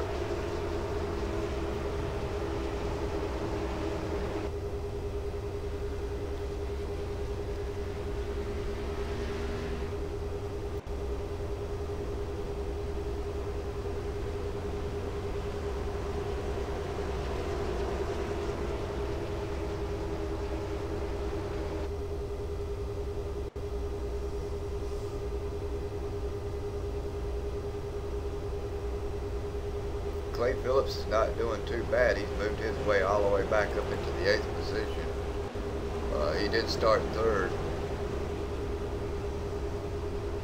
But at one time he was way back in the field as he was caught up in a wreck that wasn't his fault.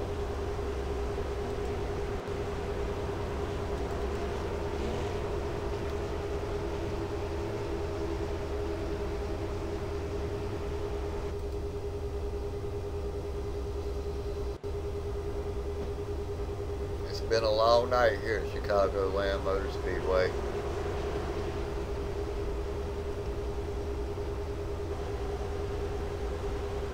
And we have one race left at Homestead, and that will determine the championship in our main event, our A split, and our B split.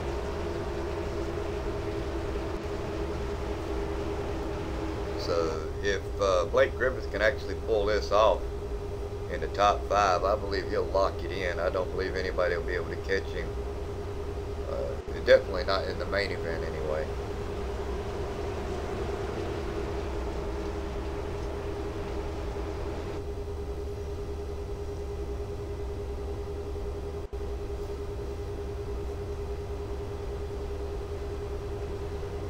As we got Garrett Maines, Wade Houston, Blake Griffith, Mike Lemon, James Laurelio, Martin Wenzel, give him the top half for being in the 6th position. Brandon Dalton, Clay Phillips, Chris James, and Dustin Buzel is our top 10. Bradley Freeman's hiding out back there in 11th.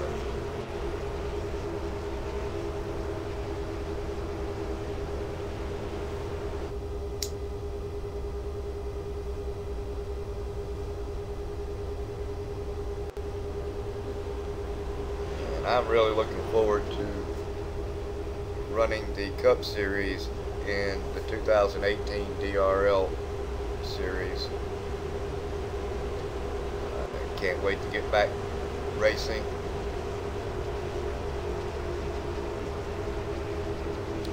Of course, I'll be broadcasting as well.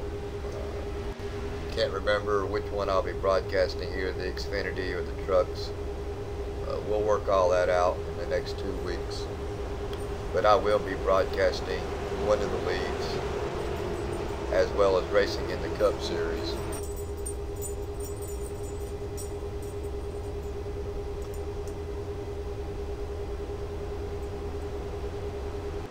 As the lights are out on the pace car, and we will be going green next time by.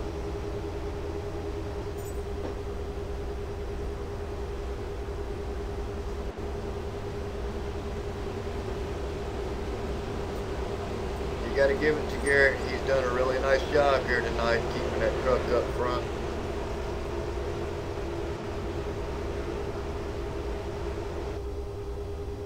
And the man right there behind him, Blake Griffith, he's going to do what he can to win this race, that's for sure. Pace car's in. Garrett's away. Green flag is out.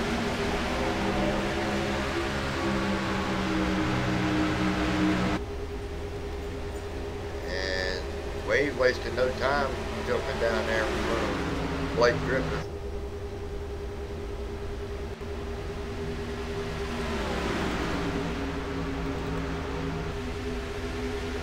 And Martin Wenzel taking a look on the inside of Brandon Dalton.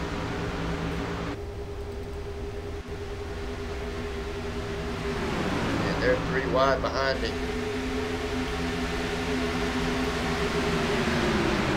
They all straightened it out. Well, it said they did. Daniel Hallis looked like he got into the wall just a little bit. He's just got nowhere to go. He's trying to get out of everybody's way. And Bradley Freeman is stuck in the middle again. And this is just a mess back here. Oh, hard hit.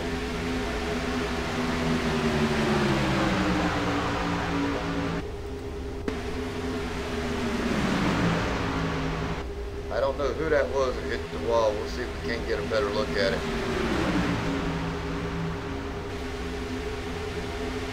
I think it was 87 of Casey Drake. He goes up. He was pushed.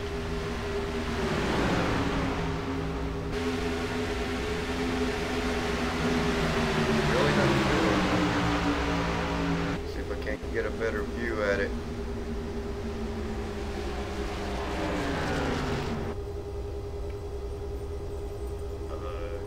Drake.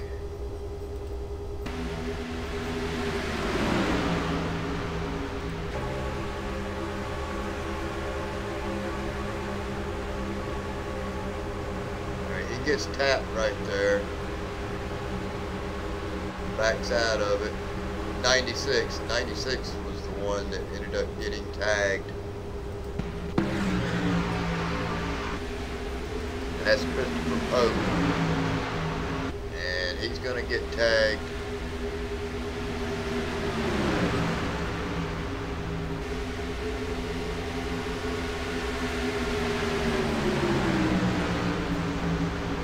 '87 gets tagged. He goes up the track.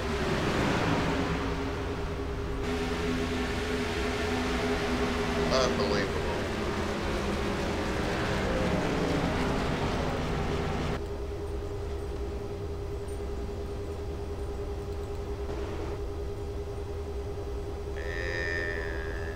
Looks like the top 14 decided to stay out.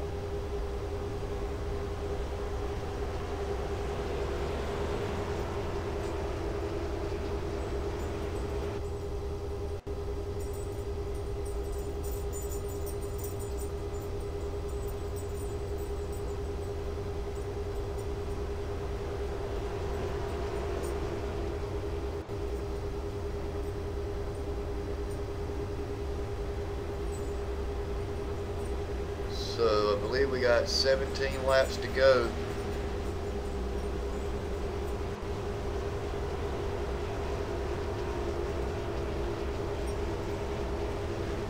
$18 laps to go. 13 lead changes.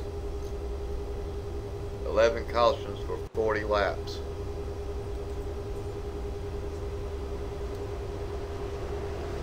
It has been a rough and long night here at Chicagoland. I'm sure these drivers are looking forward to this race ending.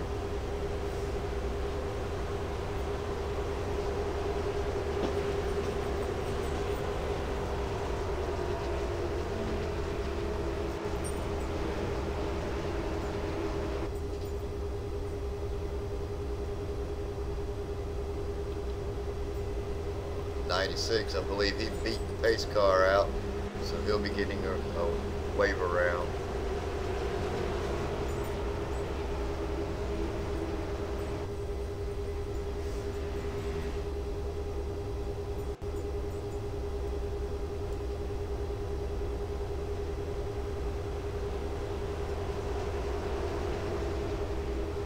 We still have 21 cars. See, we still have 22 drivers on the lead lap, and we started the race tonight with 34 drivers, so we're not doing too bad even with all the yellows. I believe we'd have a lot more drivers not on the lead lap if we could have got some decent green flag runs.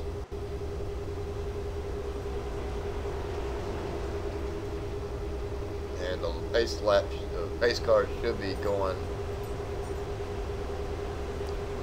The lights on the pace car should go out now. And they do, and we'll be going green next time by.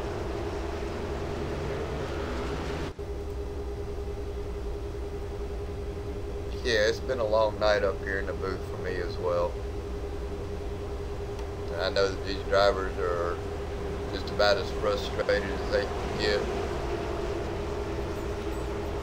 Don't believe they've had more than 10 laps of green flag racing here tonight.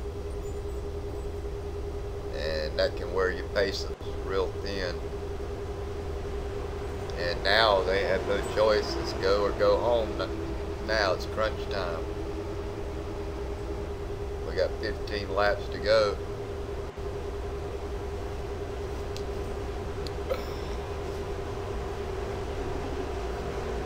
And I'm just going to go out on a limb and say I doubt we complete these 15 laps green.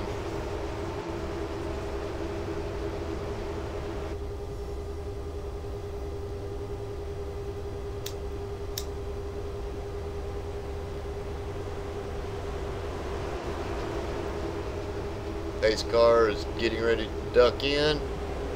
Garrett's away. Green flag is out. And Wade does it again. He pulls that car right down in front of Blake. Blake's giving him the room to do it though, so you can't fault him at that. And Clay Phillips does get it around Brandon Dalton to move Clay up into the 6th position.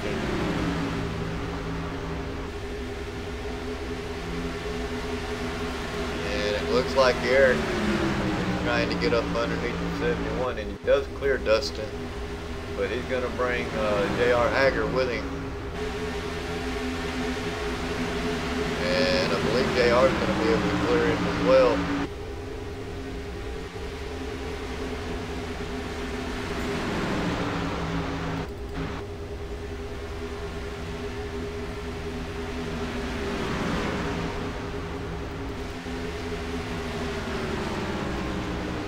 Now, Garrett got him a nice lead. Excuse me.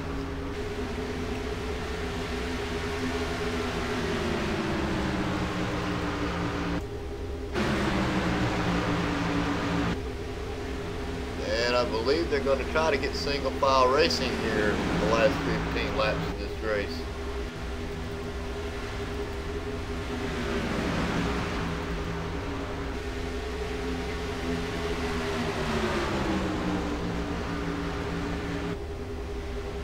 Don't do the 3 wide.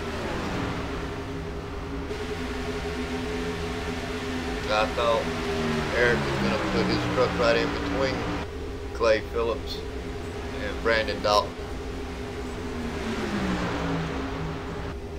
As this is a battle for 7th, 8th, and 9th.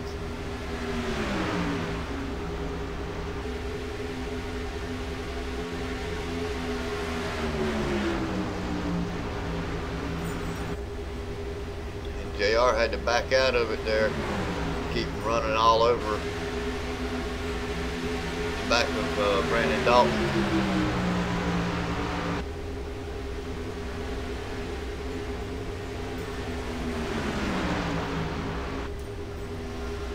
Oh, and that was real close. He almost got the quarter panel like Clay Phillips.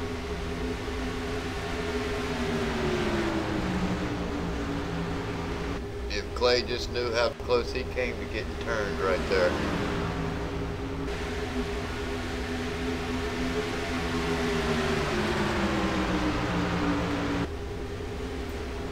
Now, these trucks are all over the place.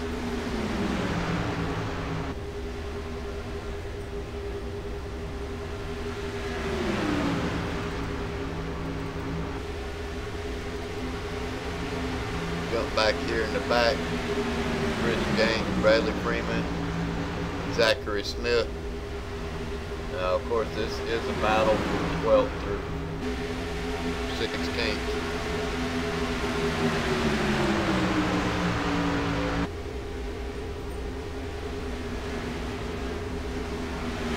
David Wright looks like he's on a move, but I believe he's a lap down. Yeah, he's one lap down. He's the first truck eligible for the Lucky Dog.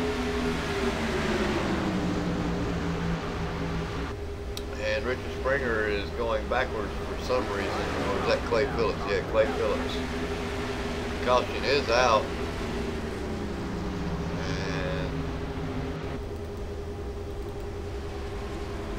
not really sure where'd that play in at.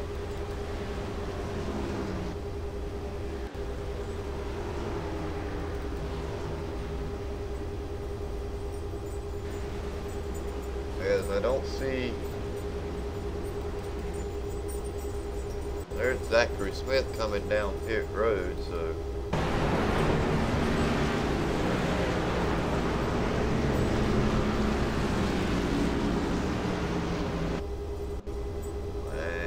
caught up in something and was just not able to bring you that wreck. But Zachary Smith was caught up in something, so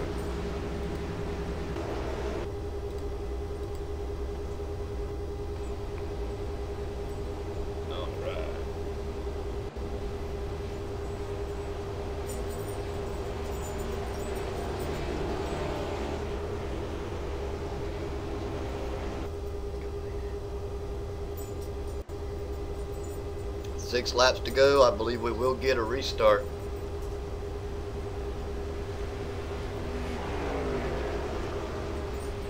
And there goes David Wright for his Lucky Dog.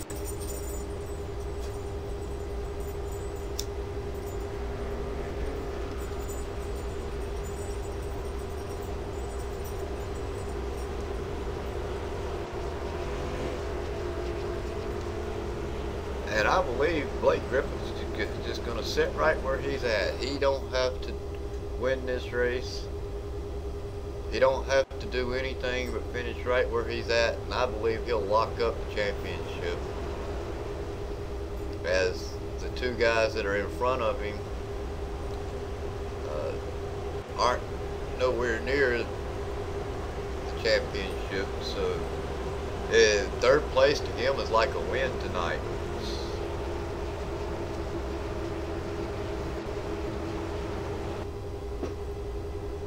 As he will be gaining points on everyone that's behind him in the championship.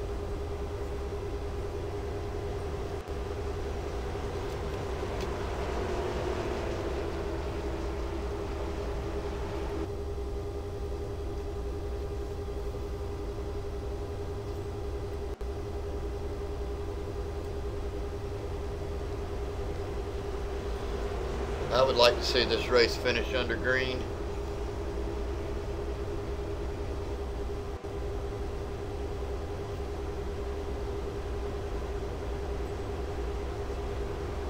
We will only have 4 laps to go when they take the green flag.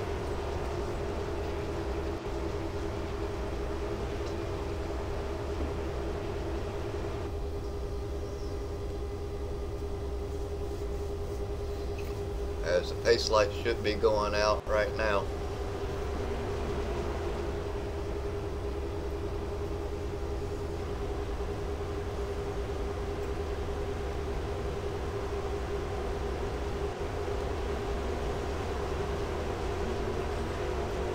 And the pace lights do go out, and we'll go green next time by.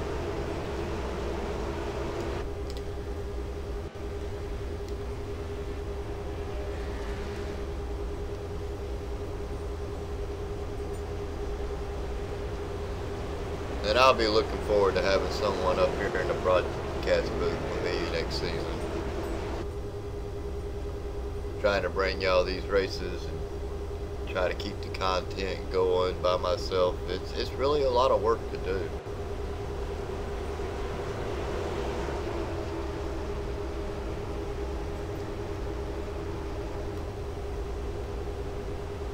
So we'll have 4 laps when they take the green flag.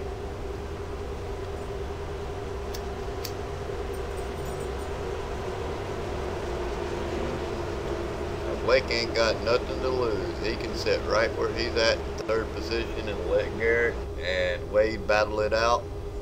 He will not lose anything. Like I said, a 3rd position to him would be like a win. As the pace car goes, and we are green flag racing once again, and he allows Wade to jump back down in front of him again. So he's playing it smart. He's point racing right now. He doesn't have to win this race to win the championship. And it looks like he might be soaked up underneath Wade.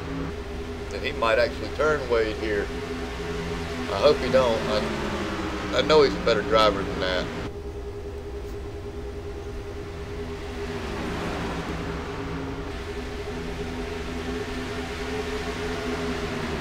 This is exciting right here.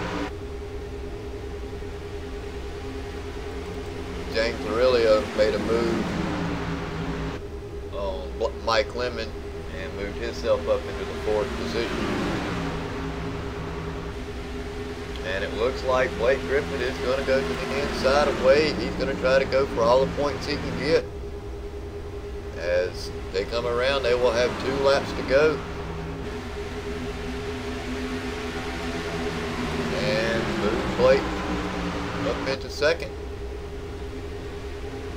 with 2 laps to go. And he's actually gaining on Garrett. Keep it out here, guys. Take it into discord, all right?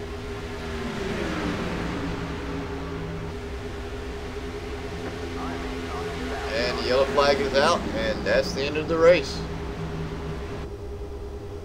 And take it into discord. I believe some drivers are having some words with each other, and it sounds like the administrators are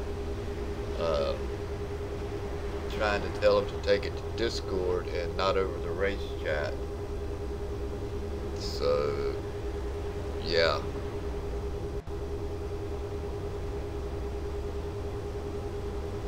we'll try to bring you these interviews here and get them. We're going to try to get you at least the top 3 here tonight.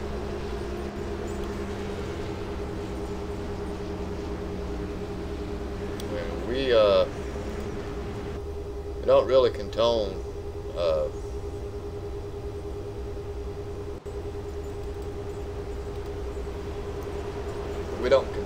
yelling at each other. You should be able to talk it out like gentlemen. It was a rough night tonight. I can understand some patience being thin, as we did have 13 cautions for 47 laps, so we ran almost this whole race almost half of this race under yellow. So that's not a really good showing for DRL. We're better drivers than that. But you got to give it to Garrett Maines right there. He come out the winner. Blake Griffith was second. Wade Houston was third. James Larilio was fourth. Mike Lemon fifth. Eric Johnson sixth. John Mullins ended up pulling off the top 7. Bradley Dalton 8th. Bradley Freeman come out ahead as a 9th position, and J.R. Haggard rounds out our top 10.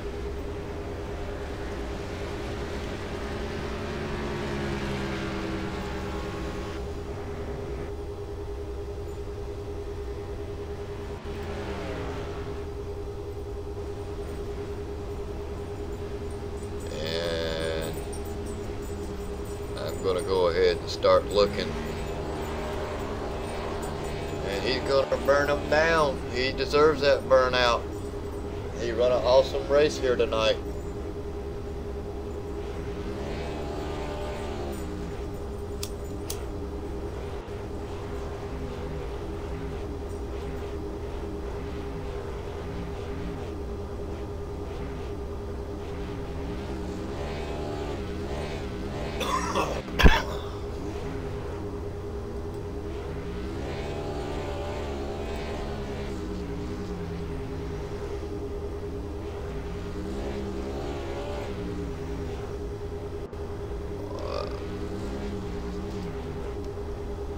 You got a copy there, Garrett? Yes, sir. Awesome race tonight, brother. You did really good. You started on the pole and you finished on the... Well, yeah, you finished first. It was quite the night. I made a ton of mistakes, specifically on pit road. I overshot my box, kind of in a weird way, to the left. And it didn't let me service, so I'm like, well, I'm not even going to screw with this. And I just went right on out of pit road with no tires, no service at all. And, you know, wanted to see what I could get from it. It was too much of a risk for me to lose all those spots. Everything just played out perfectly for me. I just said over Discord, if the caution comes out this lap, this will be the most perfect timing I could ask for. And it came out the next corner. So I got what I wished for, and it pretty much set me up to have an opportunity to win this thing. Well, you know, we had 13 cautions for 47 laps, so we almost ran half of this race under yellow. Honestly, that is a huge disappointment. This track is so good. Not because, you know, it gets more exciting to watch, but because it's more exciting to race. The lines move. Yes, as they move, there's less action on the track, but the people who burnt their stuff up, you can make, it's a different style of racing. It's not bottom feeding. It's, you can go up to the high line, get a run down the backstretch, blow right by him, and have to slide job the next corner. It's a lot of fun. I wish we got that opportunity. We got it in the A-split race. We just never came around for us in this one. Yeah, and that's quite unfortunate. It made a long night for me up here in the booth as well. And I got to apologize. I didn't get to interview you last week. My neighbor fell and we had to go pick him up out of the floor. But I'm going to ask you, your last name's pronounced Maines or Mans? Maines. Just wanted to make sure that I hate butchering people's last name, man. But you got anybody you want to give a quick shout out to? Yeah, just got to thank Inlight Medical, Pearson Mazda, SRI. Also got to thank Zom. This has been quite the night. I mean, overall, it was pure luck for me to pull off what I did. I should have paid the consequence for my issue on pit road. It was unfortunate it even happened. I got lucky. My buddies was watching tonight, so I got to give a shout out to him. Hopefully he stuck around for it. I know it was a long night. I'm ready for bed. All this caution laps, I'm starting to fall asleep. Yeah, I still got another hour worth of work to go. But I appreciate you up in the booth tonight for putting on the show. Well, y'all put on the show. I just tried to call it. For calling the show. Making it more entertaining while we're just sitting around going 60. Yeah, I don't know how well I did that tonight. I kind of under the weather. But we appreciate you. Welcome to the league, and we look forward to running with you next season. Thank you, sir. Yes, sir. You have a good night. You too. Now you got to get Blake Griffith in here. We'll get him in. And if I can find him. There he is.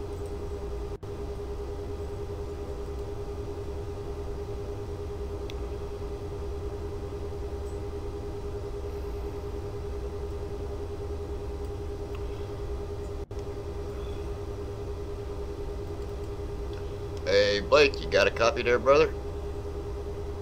Yeah, man, how's it going? Well, brother, I believe you locked it up. I think you got the championship now for the main series and the championship for the A-split, depending upon how well you did in the A-split tonight. That'd be awesome, man. I think I finished, I don't know, like 4th, 5th, 6th. I can't even remember. That's bad. I can't even remember. But yeah, man, that's the honor. It's been a tough season. Brady Briggs was really giving me a run for my money. If he hadn't had to leave, I would have really been battling with him. Eric and Anthony and those guys, and a bunch of the really, really high I-rating guys that came in late in the season, man, if I would have had to race them throughout the whole season, it wouldn't even been a race. But yeah, man, it's an honor racing with some of those guys. It's a big split in the I-rating, but it's good to learn from some of those guys, but really enjoyed the race tonight. Well, the way you're talking there, it sounds like you don't have any confidence for next season. I'll be honest, it's going to be tough, man, because, I mean, you got some guys with really, really low I ratings, you know, 1,500 or so, then you got guys 7,500, so it's going to be tough, but I think the admins, mainly James, is going to keep an eye on it. I think he'll do the right thing, so I'm excited for it. Well, now, I'm one of them bottom feeders at 1,500 or so I don't give room. That's why I only have 1,500. Yeah, man, I hear you. I've dropped from 3,300 down to like 2,800, I think, in 4 races or so. It's hard to keep it up there. Yeah, it is. I mean, sometimes it's not even your own fault. You just a victim of circumstance. And I'm usually a victim of circumstance, not so much as my own making. But been nice watching you race this season, and if you pull off the championship, brother, I look forward to giving you the $25 iRacing credits from ORN. Really do have enjoyed watching you run this league, and look forward to racing with you next season. Yeah, man, I appreciate it. I appreciate it a bunch. You've done an awesome job broadcasting, and the Dynasty Racing League guys, James, Tater, Martin, Branch, all those guys, those 3-4 mainly have done a great thing here. I think they've still got a little way to go, but I think in the end this is going to be a great league, and happy to be a part of it. Well, we're happy to have you. Get your quick shout outs real quick, brother. Yeah, man, like I just said, all the guys from DRL, my teammates, my teamates, Cross Continent Racing, Gary, all those guys, they do a great job. All the admins, you guys doing the broadcast, just a big thanks to everybody that's a part of this. It's been really fun racing with everybody. Really appreciate everything. Well, we do appreciate you joining the league, brother, and again, we look forward to running with you next season. 10-4, man. I'll see you later. Hope to get another interview next week. I hope. Well, you're gonna get one next week or not, whether you win the race or not, because like I said, I believe you got it locked for the championship. I hope so. I really hope so. Hopefully I don't mess it up. Well, I was saying up here in the booth, a third place to you is like a win here tonight, because nobody in front of you is ahead of you in points or behind you in points. Yeah, that is true. That is true. And man, I said at the first of this race, you know, I had a 5,700 I rating in front of me at one point, and then a 7,500 or so I rating in front of him. So if I finish behind those guys, then I am very happy with that. Right. Wow. I was looking for Wade, and I don't see him anymore. He was here. Yeah, he might have exited out. I think this race was his first race, so he might be gone. But I appreciate the broadcast, man, and everybody that's listening to this. Appreciate you tuning in and watching the race. Yes, sir. Well, you have a good night, and we'll see you next week. 10-4. See you then, man.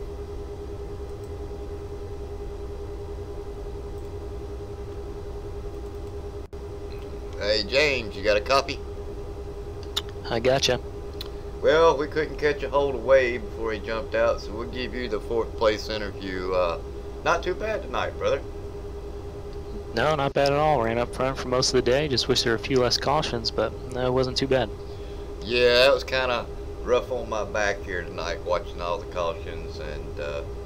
But I mean, we had a lot of cautions in the B split as well, so and that didn't really surprise me as far as the cautions was concerned. I would like to see some green flag racing instead of every 10 laps yellow flag coming out. But you didn't do too bad. You started 6th, you finished 4th. You pretty much kept your truck clean all night long. So I mean, you didn't do such a bad job. I'm really not sure where you're at in the point standings. Yeah, I had joined late, so I'm not anywhere near fighting for a championship, but hopefully in the regular year I will. Well, I was thinking you were still in the top 10, but we'll get all that straightened out next race, as the next race will be going to Homestead, and hope you can do something there again at Homestead, get you in the top 3, top 5. Hope so. I hope to keep the momentum up as we go into the year here. And you're going to be racing with us next season, 2018? That's right. I'll be running for points in the Grand Nationals.